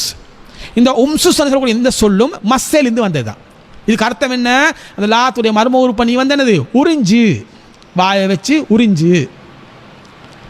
அப்போ இந்த வாயை வைத்து சூப்புதல், உறிஞ்சுதல், இதுக்கு மஸ்ஸ என்ற சொல்தான் அரபுல இருக்குது, ரலாத் இல்லை என்றது தெளிவான சான்றுகள் இருக்குது. இதுவும் அவர் தவறாக புரிந்து முன்வைக்கக்கூடிய ஒரு வாதமாக இருக்கிறது. அன்பிற்குரியவர்களே, மஸ்ஸ என்ற வார்த்தையும் ஒரு பொதுவான வார்த்தை தான், ஒரு சுருங்கிய கருத்துள்ள ஒரு வார்த்தை கிடையாது. மஸ்ஸ என்பதும் பொதுவாக எதோடு சம்பந்தப்பட்டு பேசப்படுகிறதோ அதை குறித்து கருத்து வரக்கூடிய ஒரு வார்த்தை தான் மஸ்ஸ என்பது. மஸ்ஸ என்பதுல பால் அருந்துதலோடு தொடர்பாகி வந்தால் பாலை உறிஞ்சி குடிப்பதையும் குறிக்கும், அல்லது வேறொன்றை சம்பந்தப்படுத்தி பேசினால் வேறொரு கருத்தையும் தரக்கூடிய விதத்தில் தான் மஸ்ஸ என்ற வார்த்தை பயன்படுத்தப்பட்டிருக்கிறது. அகராதியின் அடிப்படையில் பார்த்தால் மார்பகம் வழியாக பால் உறிஞ்சி குடிப்பது மாத்திரம் அல்லாமல் வேறு பல கருத்துக்களுக்கும் மஸ்ஸ என்ற வார்த்தை பயன்படுத்தப்பட்டிருப்பதை நாம் பார்க்கலாம். உதாரணமாக மஸ்ஸர் ரலிஉ சதிய உம்மிஹி, ஒருவர் தன்னுடைய தாயின் மார்பகம் வழியாக பாலை உறிஞ்சி குடித்தான் என்ற கருத்து மஸ்ஸ என்பதற்கு இருக்கிறது. இதுக்கு ரலா என்று சொல்லப்படும். அதே போன்று மஸ்ஸல் அசீர, ஒருவர் சாறை உறிஞ்சி குடிப்பதற்கும் மஸ்ஸ என்ற வார்த்தை பயன்படுத்தப்படுகிறது. ரஸபஹு ரஸ்பன் ரஃபீகன், இலகுவான முறையில் சாறை மெதுவாக உறிஞ்சி குடித்தான். நாலல் கலீல மின்ஹா, அதிலே குறைந்த அளவில் உள்ளதை எடுத்துக்கொண்டான் என்ற கருத்தும் உள்ளது. மஸ்ஸல் கஸப மலஹு ஃபஹசாவு அசீரஹு வலஃபல சுஃப்லஹு, கரும்பை கடித்து சப்பி சாறை உறிஞ்சி குடிப்பதற்கும் மஸ்ஸ என்ற வார்த்தை பயன்படுத்தப்படும். மஸ்ஸ தமஉ, ஒருவருடைய இரத்தத்தை உறிந்து குடிப்பது. இப்தஸஹு வஸ்தரக மின்ஹு குல்ல மாலிஹி தத்ரீஜியன், ஒருவரை மிரட்டி பயங்காட்டி அவருடைய சொத்தை முழுவதுமாக சூறையாடுவதற்கும் மஸ்ஸ என்ற வார்த்தை பயன்படுத்தப்படுகிறது. அப்ப அகராதியில மஸ்ஸ என்பது ஒரு பரந்த கருத்தில் உள்ள சொல்லா இல்லையா? மஸ்ஸ என்பதற்கு வெறுமனே மார்பகம் வழியாக பாலை உறிஞ்சி குடிப்பது என்ற கருத்து மாத்திரம்தான் இருக்கிறதா? இல்லவே இல்லை. அரபு இலக்கணத்தில் அகராதியில் உள்ள வாசகங்களை நான் உங்களுக்கு கூறியிருக்கின்றேன். அதை முறையாக தேடி பார்க்காமல், முறையாக ஆய்வு செய்யாமல் மஸ்ஸ என்பது சுருங்கிய கருத்துள்ள சொல்லாகவும் ரலாத் என்பது பரந்த கருத்துள்ள சொல்லாகவும் உல்டாவாக சதாத் அவர்கள் கூறியிருப்பதை நாங்கள் பார்க்கிறோம். அவரே முன்வைக்கக்கூடிய சில ஹதீஸ்கள்ல மஸ்ஸ என்பதில் உண்மையான அர்த்தம் என்னன்றது தெளிவாக குறிப்பிடப்படுகிறது. அவர் என்ன சொல்கிறார்? ஹுதைபியா உடன்படிக்கை நேரத்தில் நபிகள் நாயகம் ஸல்லல்லாஹு அலைஹி வஸல்லம் அவர்களுடைய எதிரிகள் ரசூலுல்லாஹ்வையும் ரசூலுல்லாஹ்வுடைய தோழர்களையும் விமர்சனம் செய்தார்கள், திட்டினார்கள். எப்படி திட்டினார்கள்? உம்முடன் இருக்கக்கூடிய கூட்டத்தினர் நெருக்கடியின் போது உம்மை விட்டு வெறுந்து ஓடுவார்கள் என்றெல்லாம் ஏளனமாக நபித்தோழர்களை பேசுகின்ற நேரத்தில் கோபமடைந்த அபூபக்கர் சித்திக் ரலியல்லாஹு அன்ஹு அவர்கள் என்ன வார்த்தையை பயன்படுத்தினார்கள் தெரியுமா? உம்சுஸ் பி பவரில் லாத், லாத்துடைய மர்ம உறுப்பை நீ சுவைத்துக்கொள் என்று அபூபக்கர் சித்திக் ரலியல்லாஹு அன்ஹு அவர்கள் பயன்படுத்தியதாக வருகிறது. இந்த வார்த்தையும் மஸ்ஸ என்ற வார்த்தையிலிருந்து பிறந்த உம்சுஸ் என்ற வார்த்தை தான் இந்த செய்தியிலும் குறிப்பிடப்படுகிறது. அப்ப உம்சுஸ் என்றா என்ன? மார்பகத்திலிருந்து பாலை உறிஞ்சி குடிப்பது மாத்திரம்தான் அந்த கருத்து சொல்லுதா? இல்லை.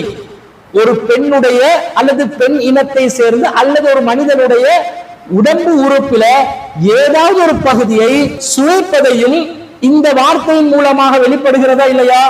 மஸ்ஸ என்று வந்தாலே மார்பகம் வழியாக பால் கொடுப்பதுதான் என்று எப்படி சதாத் அவர்களுக்கு கூறலாம்? அவர் எந்த செய்தி ஆதாரமா காட்டுறாரோ அந்த செய்தி அவருக்கு எதிரானதாக இருக்கிறது. அதே போன்று அவர் என்ன சொல்கிறார்? முவத்தா மாலிக்ல வரக்கூடிய ஒரு செய்தியை எடுத்து காட்டுகிறார். முவத்தா மாலிக்ல 1115வது செய்தியாக பதிவு செய்யப்பட்ட செய்தியில ஒரு நபித்தோழர் அபூ மூஸல் அஸ்ஸரி ரலியல்லாஹு அன்ஹு அவர்களிடம் சொல்கிறார், இன்னி மசிஸ்து அன் இம்ராத்தி மின் சபிஹா லபனன், நான் என்னுடைய மனைவியுடைய மார்பகத்தை உறிஞ்சதனால் பாலை குடித்து விட்டேன். இப்போது நான் அவருக்கு மகரமாகி விடுவேனா? நான் அவருக்கு திருமணத்துக்கு தடுக்கப்பட்ட உறவாக ஆகிவிடுவேனா என்று அவர் சந்தேகப்பட்டு கேள்வி கேட்கிறார். அப்ப அபூ மூஸா ரலியல்லாஹு அன்ஹு அவர்கள் என்ன சொன்னார்களாம்? லா உராஹா இல்லா கது ஹரந்த அலைக்க, இது உனக்கு மகரம் உறவை ஏற்படுத்தினதாக, தாய் மகன் உறவை ஏற்படுத்தினதாக நான் கருதவில்லை. என்றாலும் நம்மளை விட விஷயம் தெரிஞ்ச இப்னு மசூத் அவர்களிடம் இதை பற்றி நாங்கள் விசாரிப்போம் என்று அவரிடம் கேட்கிறார்கள். அப்போது இப்னு மசூத் ரலியல்லாஹு அன்ஹு அவர்கள் என்ன சொன்னார்களாம்? லா ரலாஅத இல்லா மா கான ஃபில் ஹவுலைன், ரலாத் என்பது 2 வருடங்களுக்கு உள்ளதான் வருமே தவிர அதை தாண்டி வராது. எனவே உன்னுடைய மனைவியின் மார்பகத்தினூடாக நீ பால் அருந்தி இருந்தாலும் அது ரலாத்துல வராது என்று இப்னு மசூத் ரலியல்லாஹு அன்ஹு அவர்கள் தீர்ப்பளித்தார்களா இல்லையா? அப்ப என்ன விளங்குது? மஸ்ஸ என்ற வார்த்தை ஒரு சுருங்கின கருத்துள்ள வார்த்தை என்பதும் ரலாத் என்ற வார்த்தை பறந்து விரிந்து உள்ள ஒரு கருத்தில் உள்ள சொல் என்பதும் விளங்குகிறதா இல்லையா? அந்த நபி தோழர் மஸ்ஸ என்ற வார்த்தையை வச்சு மின்னி மசிஸ்து என்று தானே சொன்னாங்க. மார்பகம் வழியாக பால் அருந்தினத்துக்கு மசிஸ்து என்ற வார்த்தையை தானே பயன்படுத்தினாங்க. ஆனா இப்னு மஸ்ஊத் ரலியல்லாஹு அவர்கள் அது பொதுவாக பால் கொடுத்தல்ல அடங்காது என்பதனால ரலாத் என்றாங்க. எனவே மஸ்ஸ என்பது ஒரு சுருங்கின சொல்லுள்ள ஒரு வார்த்தை என்று சொல்கிறார். இது வந்தது முவத்தால வரக்கூடிய செய்தி 1289 செய்தி. நான் செய்தியை முதல்ல வாசிக்கிறேன். அபூ மூஸா அல் அஷ்அரியிடம் ஒரு மனிதர் வந்து, எனது மனைவியின் மார்பகத்தை உறிஞ்சும் போது அவளது பால் கொஞ்சத்தை நான் குடித்து விட்டேன் என்று கூறினார். அதற்கு அபூ மூஸா, அவள் உனக்கு மஹ்ரமாகி விட்டாள் என்றே எண்ணுகிறேன் என்று கூறினார். இதை கேட்டுக்கொண்டு இப்னு மஸ்ஊத் ரலியல்லாஹு அவர்கள் உமது அபிப்பிராயத்தை சொல்லும் போது பார்த்து சொல்லுங்கள் என்று கூறினார். பிறகு நீர் என்ன கூறுகிறீர் என்று அபூ மூஸா திருப்பி கேட்டார். அப்போது இப்னு மஸ்ஊத் சொன்னாங்க, பால் குடி மூலம் ஏற்படும் மஹ்ரம் உறவு என்பது முதல் 2 வருடங்களுக்குள் மட்டுமே என்று கூறினார்கள். அதை கேட்ட அபூ மூஸா ரலியல்லாஹு அவர்கள் அந்த மனிதரிடம், மார்க்கத்தை நன்கு கற்றறிந்த இந்த மனிதர் சபையில் இருக்கும் போது என்னிடம் எதை குறித்தும் கேட்க வேண்டாம் என்று கூறினார்கள். என்ன நடந்து கேட்டால், அபூ மூஸா அல் அஷ்அரி ரலியல்லாஹு அவங்களும் இப்னு மஸ்ஊத் ரலியல்லாஹு எவ்வளோ பெரிய கற்றறிந்தவர்னு சொல்லி நான் புதுசாக சொல்ல தேவையில்லை. குர்ஆனை கற்றுக்கொள்றதுக்கு ரசூலுல்லாஹ் சர்டிஃபை பண்ண கேரண்டி பண்ண 4 பேரில் ஒருத்தர். அந்த அளவுக்கு மார்க்கத்தை கற்றவர். இவரும் தவறுட்டு இருக்கிறார், ஆனால் கற்றவர் இவர். அப்போ இவர் இருக்கிற சபைக்கு தான் ஒரு மனிதர் வாராரு. வந்து இப்னு மஸ்ஊத் இருக்க போகல அபூ மூஸா அஷ்அரிட்ட கேள்வி கேட்கிறாரு. என்ன கேள்வி கேட்டால், இவர் மனைவியோட தாம்பத்தியத்தில் ஈடுபடுற நேரம் மனைவியோட மார்பகத்தை இவர் உறிஞ்சிருக்கிறார். இது வளமையாக செய்கிறது தானே. அவள் உறிஞ்சிற நேரம் அந்த மனைவியின் பாலில் கொஞ்சம் பேரும் குடிப்பட்டுட்டு இவர் குடிச்சிட்டார். இப்போ இவர் பயம் வந்துட்டு, நான் மகுரம் ஆயிட்டனோ, ஏன்னா பால் குடித்தா மகுரம் அந்த பிரச்சனைக்கு இவர் அப்போ எதை வச்சு பயந்துக்கிறாரு? பழைய சட்டத்தை வச்சு பயந்துக்கிறார் இவர். சரியா, மகுரம் ஆயிட்டணும். இவர் ஓடி வாரார். ஓடி வந்து இப்போ யார்கிட்ட கேட்குறா? அபூ மூஸா அஷ்அரி கேட்குறா, நான் இப்படி வந்து என் மனைவியோட பால் உறிஞ்சிட்டேன், எனக்கு மகுரமாண்டு. அப்போ அவர் சொல்கிற வந்து நான் மகுரம் தான் நினைக்கிறேன். அவருக்கு சட்டம் தெரியாது. இப்னு மஸ்ஊத் சொல்கிறாரு, பார்த்து பேசுங்க, உங்களுக்கு தெரியாட்டி பேசவானு சொல்கிறாங்க. இல்லை, ஏற்படாது. ஏன் புது சட்டம், இந்த 2 வருஷத்துக்கு உட்பட்ட பால் குடி மட்டும்தான், 2 வருஷத்துக்கு உள்ள மட்டும்தான் பால் குடி உறவு ஏற்படும். அதுக்கு மேலே நீ எவ்வளோ குடித்தாலும் பால் குடி ஏற்படாதுன்னு சொல்லி. இப்போ இதில் நாங்கள் புரிய வேண்டிய அம்சம் என்னென்னு கேட்டால், இங்கே பயன்படுத்தின வாசகம் மார்பில் வாயை வைத்து உறிஞ்சுவதற்கு தண்ட மனைவியோடு சல்லாபத்தில் ஈடுபட்ட நேரம் அந்த மனிதர் தன் மனைவியின் மார்பில் வாயை வைத்து மார்பை உறிஞ்சினதுக்கு பயன்படுத்தின வார்த்தை என்னன்னு பாருங்க, இன்னி மசிஸ்து அனிம்ராத்தி, நான் எனது மனைவியின் மார்பை உறிஞ்சினேன், உறிஞ்சிய போது பால் குடிப்பட்டுட்டு தான் கேள்வி. அப்போ அதுக்கு பதில் சொல்கிறாரு இப்னு மஸ்ஊத். என்ன சொல்கிறாரு? லா ரவாத்த இல்லா மகான ஃபில் ஹவுலைன், அது நீ உறிஞ்சினதுனால எல்லாம் பால் குடி அந்த உறவு மகரம் ஏற்பட்டுறாது, ரலாத் ஏற்படாது. அப்போ ரலாத்ன்றது வேற, மஸ்ஸன்றது வேற, மார்பை உறிஞ்சுதல்ன்றது வேற, பால் குடி என்றது வேற. அழகா தெளிவா பிரித்து சொல்லி இந்த ஹதீஸ். இந்த வாதம் சரியானதா? இதுவும் அந்த செய்தியில் வரக்கூடிய வாசகங்களை உன்னிப்பாக கவனிக்காதனால் வந்த விளைவு. மஸ்ஸ என்ற வார்த்தை தனியாக வந்தால் அது பல கருத்துக்கள் உள்ளடக்கக்கூடிய ஒரு சொல் என்பதுல அகராதியிலிருந்து நாங்கள் எடுத்து காட்டியிருக்கிறோம். அதே நேரத்தில் மஸ்ஸ என்ற வார்த்தையோட சேர்த்து ஒரு பெண்ணுடைய மார்பகமும் தொடர்பு பட்டு வந்தால் அந்த நேரத்தில் தான் அது மார்பகத்தை உறிஞ்சி குடிப்பதாக கருத்து வரும். அந்த நபி தோழர் என்ன சொல்கிறார்? இன்னி மசிஸ்து அன் இம்ராத்தி மின் சதீஹா லபனன், நான் என்னுடைய மனைவியுடைய மார்பகத்திலிருந்து பால் உறிந்து விட்டேன் என்றுதான் சொல்கிறார். அப்ப மார்பகத்திலிருந்து பால் உறிந்து விட்டேன் என்ற வார்த்தை வந்ததனாலதான் மசிஸ்து என்பது மார்பகம் வழியாக பால் உறிஞ்சுதல் என்ற கருத்தை கொடுத்துச்சே தவிர அது தனியாக வந்திருந்தால் உறிஞ்சுதல் என்ற பொதுவான கருத்துள்ள ஒரு வார்த்தையாகத்தான் கருதப்படும். இங்க நபி தோழர் மார்பகத்தையும் பாலையும் தொடர்பு படுத்தி பேசியதனால்தான் மசிஸ்து என்பதுல மார்பகம் வழியாக பால் உறிஞ்சி குடித்ததாக கருத்து வருகிறது. அதனாலதான் இப்னு மஸ்ஊத் ரலியல்லாஹு அவர்கள் இவர் பால் அருந்துதல் என்ற மஹரம் சட்டத்தை பத்தி கேட்கிறாரு. லா ரலாத்த, ரலாத் எந்த ரலாத்தும் கிடையாது, நீ பயப்பட வேண்டிய அவசியம் இல்ல. மார்பகம் வழியாக பால் குடித்தால் ரலாத் என்று ஏற்படுமே, அந்த ரலாத்து இங்க கிடையவே கிடையாது. ஏன் கிடையாது? இல்லா மாகான ஃபில் ஹவுலைன், 2 வருடங்களுக்கு உட்பட்டு இருந்தால்தாங்க அது வரும். நீ செஞ்சது ரலாத்துல வருவதாக இருந்தால் 2 வருடத்துக்கு உள்ள இருந்தாக்க வந்துடும். 2 வருடத்துக்கு உள்ள நிலையில் செய்திருந்தால் இதுதான் தெளிவான ரலாத் என்று அவர் சொல்லி இருப்பார். ஆனா அவர் 2 வருடத்துக்கு மேற்பட்ட ஒருவரிடம் நடந்து கொண்டதனால இது ரலாத்துக்குள்ள வராது என்று தெளிவாக தீர்ப்பு வழங்கியதாக வருகிறது. அப்ப ரலாத் என்பது நேரடியாக மார்பகம் வழியாக பாலுறிந்து குடிப்பதுதான் என்பதை உறுதிப்படுத்தக்கூடிய விதத்தில் தான் இந்த செய்தியும் வருகிறது. அங்கே நபி தோழர் மசிஸ்து என்று மார்பகத்தை சம்பந்தப்படுத்தி பேசினதனால்தான் இப்னு மசூத் ரலியல்லாஹு அவர்கள் இது ரலாத்துக்குரிய விஷயம் இல்லை என்று ஃபத்வா கொடுக்கிறாங்க. 2 வருஷத்துக்கு உட்பட்டதாக வந்திருந்தால் இது ரலாத் ஆகிடும். ஏண்டா ரலாத் என்றாலே மார்பகம் வழியாக பால் உறிஞ்சி குடிப்பதுதான். இது 2 வயதுக்கு உட்பட்ட நிலையில வராததுனால ரலாத்துல சேராது, எந்த ரலாத்துக்கும் வராது என்று சொல்லி தீர்ப்பு வழங்கியதா வருது. இது உங்களுக்கு சாதகமான செய்தியா? இது நம்முடைய கருத்தை பிரதிபலிக்கக்கூடிய செய்தி. எல்லாம் தலை குப்பர சிந்திச்சு தலைக்கீழ மாத்தி உள்டாவாக யோசிப்பதனால அநேகமான விஷயங்கள்ல யூகங்களை அடிப்படையாக வைத்து சிந்திக்கக்கூடிய ஒரு சகோதரர் சதாத் அவர்கள் இருப்பதனால் வஹீன் வெளிப்பாடிலிருந்து வரக்கூடிய செய்திகளின் விளக்கம் அவருடைய சிந்தனைக்கு திரையாக வந்து நிற்கிறது. அந்த விளக்கங்கள் அவருக்கு விளங்காமல் இருப்பதை நாம் அவதானிக்கக்கூடியதாக இருக்கிறது. அடுத்ததாக அவர் என்ன சொல்கிறார்? சாலிம் ரலியல்லாஹு அவர்களுக்கு மார்பகம் வழியாக நபி ஸல்லல்லாஹு அலைஹி வஸல்லம் பால் கொடுக்க சொல்லி சொன்னதாக அந்த ஹதீஸ்ல வருதான்னு கேட்கிறாரு. இதே போன்று முவத்தல வரக்கூடிய ஒரு செய்தி, அர்லிஹி ஹம்ஸ ரலாத்தின் 5 தடவை அவருக்கு நீ பால் புகட்ட வேண்டும். உன்னுடைய பாலின் மூலமாக அவனுக்கு நீ மகரமாகி விடுவாய். பாலின் காரணமாகத்தான் மகரம் என்றது ஆகிச்சு. மார்பகம் வழியாக பால் அருந்தினதனால் என்ற கண்டிஷனை ரசூலா போடவே இல்லை என்று வாதிட்டுக் கொண்டிருக்கிறார். இப்ப சஹலா பால் கொடுத்தது கூட மார்பில் வைத்து கொடுத்தால் தான் பால் குடி ஏற்படும் என்று எந்த நியதி ரசூலா சொல்லல. இது இவங்களா இட்டு கட்டி சொல்லக்கூடிய ஒரு போலியான நியதி. மார்பில வாய வச்சாத்தான் உறவு ஏற்படும் என்று ரசூலா இங்கே சொல்லவும் இல்லை, சஹலாக்கு அப்படி கட்டளையிடையும் இல்லை. அதுக்கும் ஆதாரம் இருக்குது. எங்க வரக்கூடிய ஆதாரம் இது முவத்தால வரக்கூடிய செய்தி. அதே செய்தி 1387 ரசூலா சொல்றாங்க. சஹலா பிரச்சனையை சொல்ற நேரம் ரசூலா திருப்பி சொல்றாங்க, சஹலாக்கு பால் கொடுக்க சொல்றாங்க. எப்படி சொல்றாங்க? அர்லிஹி ஹம்ஸ ரலாத்தின் ஃபயஹ்ருமு பிலபனிஹா. அர்லிஹி அவனுக்கு பால் கொடு, ஹம்ஸ ரலாத்தின் 5 பால் குடிகள். அவனுக்கு பால் கொடு 5 பால் குடிகள். இப்படி கொடுத்தா என்ன நடக்கும்? ஃபயஹ்ருமு பிலபனிஹா, அவன் உனக்கு மஹ்ரமாகி விடுவான். எதன் மூலம்? பிலபனிஹா, உனது பாலின் மூலம், மார்பகத்தின் மூலம் மஹ்ரமாவான் ரசூலுல்லாஹ் சொல்லவே இல்லை. அன்பிற்குரியவர்களே, இந்த பாலின் காரணமாகத்தான் மஹரம் என்ற உறவு ஆக வேண்டாம். அதை ஏற்கனவே நாங்க சொல்லி இருக்கிறோம். மார்பகம் வழியாக பால் கொடுக்க சொன்னதனாலதான் அந்த ஹதீஸ். அந்த பெண்மணி கேட்கிறாங்க, கைஃப உர்லிஹு வஹுவ ரஜுலுன் கபீர், நான் எப்படி அவருக்கு பால் கொடுப்பேன்? அவரோ பெரிய மனிதராக இருக்கிறார். இன்னஹு து லிஹ்யா, அவர் தாடி முளைத்த ஒரு இளைஞராக இருக்கிறார். பெரியவர்கள் அறிய வேண்டிய விஷயத்தை அவர் அறிந்து கொண்டிருக்கிறார். இந்த செய்தியை கூட இப்னு அபி முலைக்கா என்பவர் 1 வருட காலமாக அறிவிக்காமல் மறைத்திருந்தால் என்ன காரணம்? சஹ்லா பின் சுஹைல் என்ற பெண்மணிக்கு மார்பகம் வழியாக சாலிமுக்கு பால் ஊட்ட வேண்டும் என்று கட்டளையிடப்பட்டதனால் தான் இந்த மாதிரி இந்த வாசகங்கள் அந்த கட்டுக்கதைகள்ல கூட இடம்பெறுகிறது.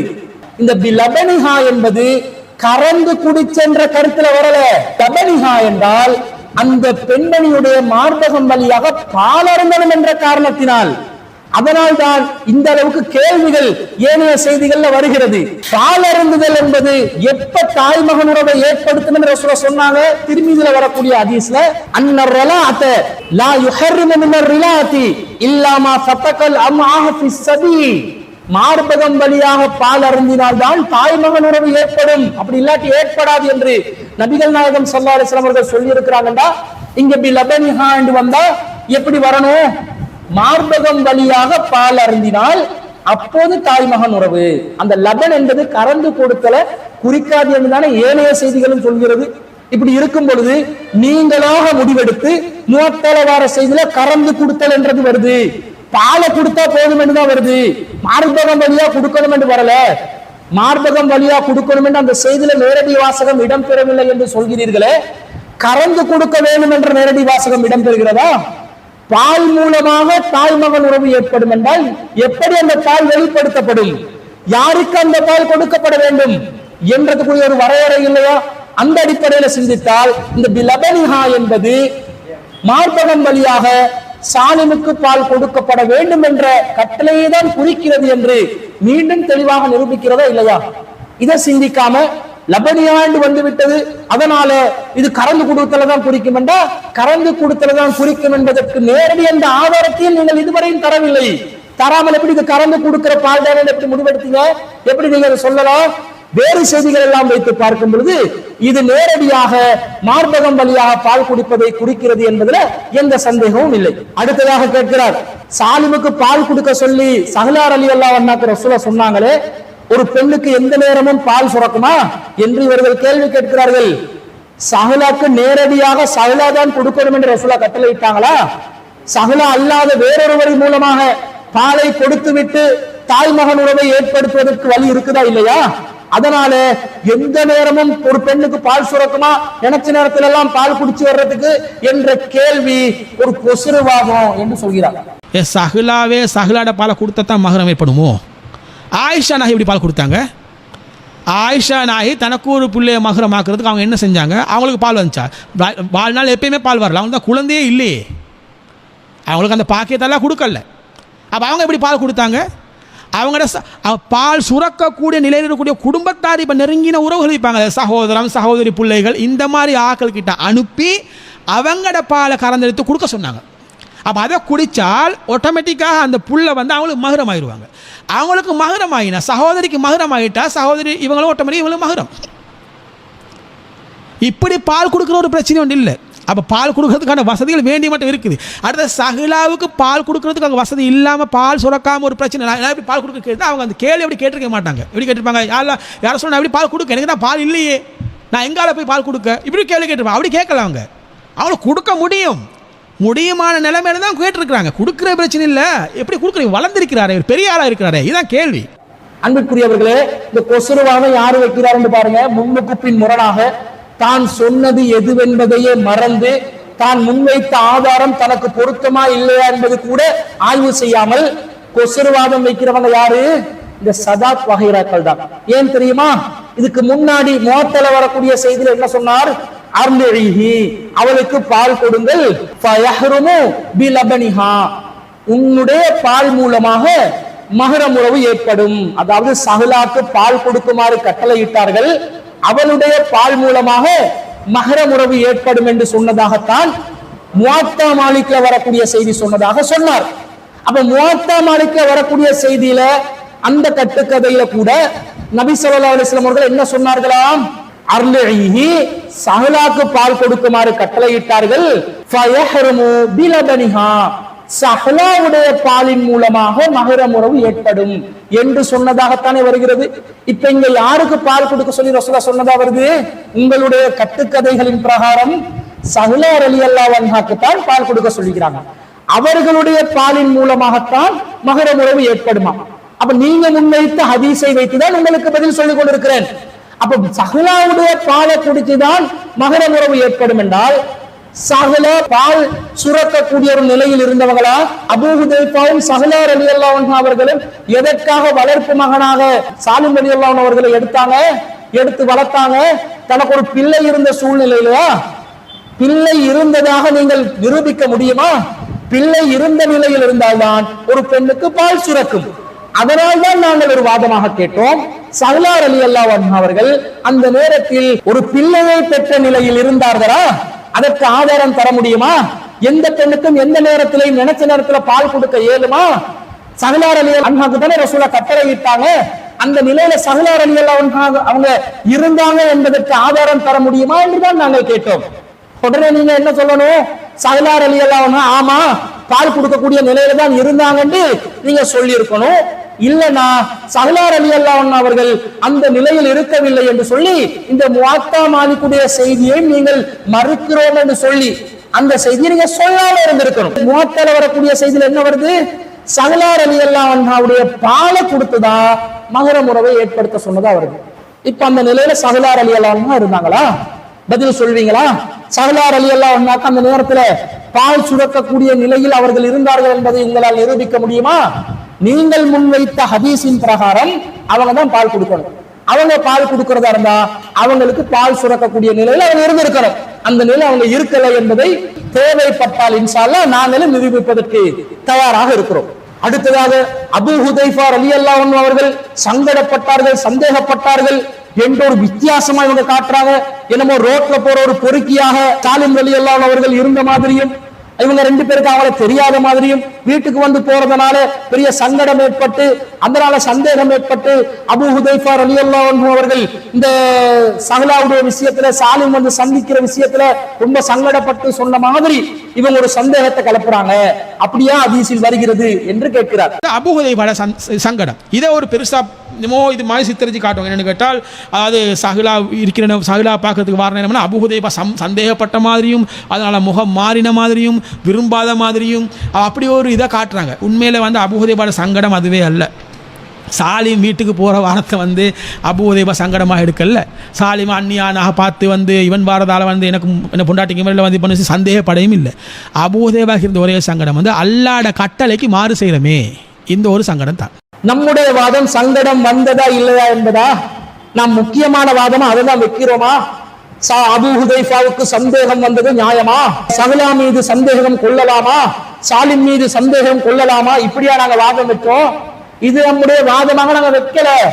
நாங்க என்ன சொன்னோம்? இந்த கட்டுக்கதையில வரக்கூடிய வாசகங்களில் இருந்து ஒரு செய்தியை சொன்னோம். என்ன சொன்னோம்? இன்ன சாலிமன் கது பலகமா எவ்வளவு ரிஜால், சாலிம் பருவ வயதை அடைந்து விட்டார். அகலமா அகலு, பெரியவர்கள் அறிய வேண்டியதெல்லாம் அறிந்து கொள்கிறார். அவர் நம்மிடம் வந்து செல்கிறார்.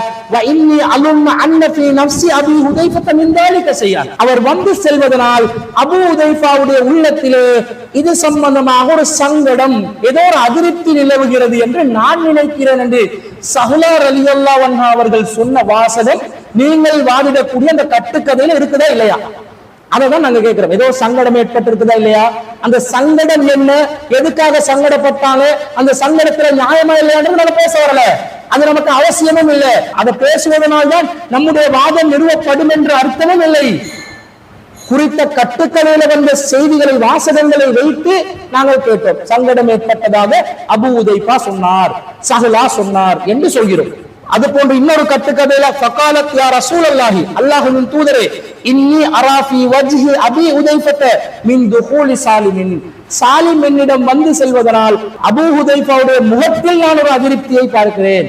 இந்த முகத்தில் காட்டக்கூடிய அதிருப்திக்கு என்ன காரணம்? அது இதுதான் காரணம் என்று அபூ ஹுதைஃபா சொன்னார்களா, சஹலா ரலியல்லாஹு அன்ஹா அவர்கள் சொன்னார்களா? அவங்க ரெண்டு பேரும் இதுதான் காரணம் என்று சொல்லாத நேரத்துல சங்கடப்பட்டார்கள் என்று நாங்களாக இட்டுக்கட்டி சொல்லவும் இல்லை. சங்கடப்பட்டார்கள், அதிருப்தி கொண்டார்கள் என்று கட்டுக்கதைகளில் வருகிறது. அந்த வார்த்தையை தான் எடுத்து சொன்னோம். அந்த சங்கடத்துக்கு காரணம் இதுதான் என்று நாங்களாக இட்டுக்கட்டி சொல்லவும் இல்லை. எங்களுக்கு அது அவசியமும் இல்லை. நீங்களா சங்கடத்துக்கு இதுதான் காரணமாக இருக்கும் என்று யூகத்துல நீங்களா நினைச்சு மனோ இச்சையின் பிரகாரமாக உங்களுடைய மண்டைக்கு பற்றதை எல்லாம் மார்க்கம் என்று நினைச்சு நீங்களா சொல்றீங்களே தவிர குறித்த கட்டுக்கதையில இதுதான் சங்கடத்துக்கு காரணம் என்று எந்த ஒரு வாசகமும் இடம்பெறவில்லை.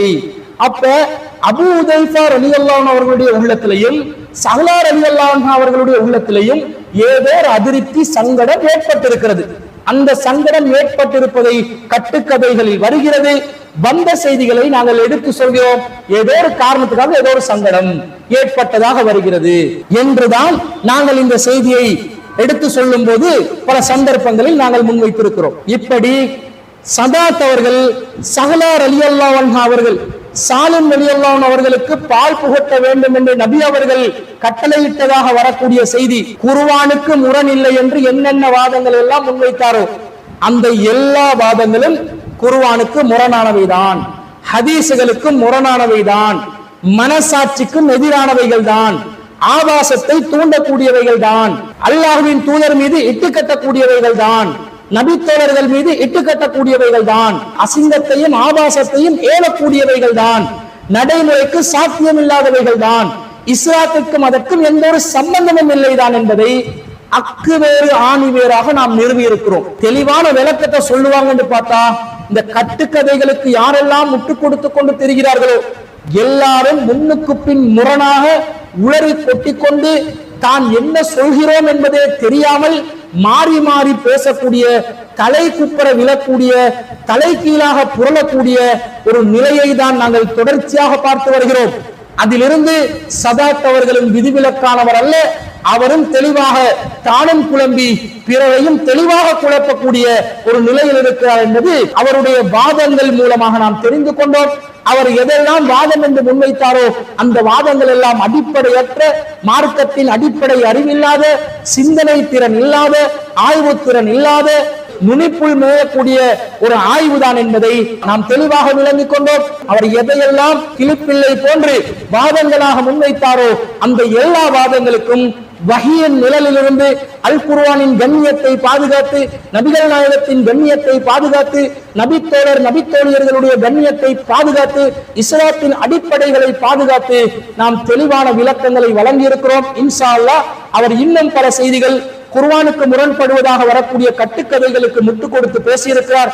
அவற்றையும் இன்ஷா அல்லாஹ் ஒவ்வொன்றாக இதன் பின் பார்க்க இருக்கிறோம். அந்த வீடியோக்களுக்கான விளக்கத்தை அடுத்ததாக நீங்கள் எதிர்பாருங்கள் என்பதை கூறிக்கொண்டு விடைபெறுகிறேன். வாஹிரு தாவானா அனில் ஹம்துலில்லாஹி ரப்பில் ஆலமீன்.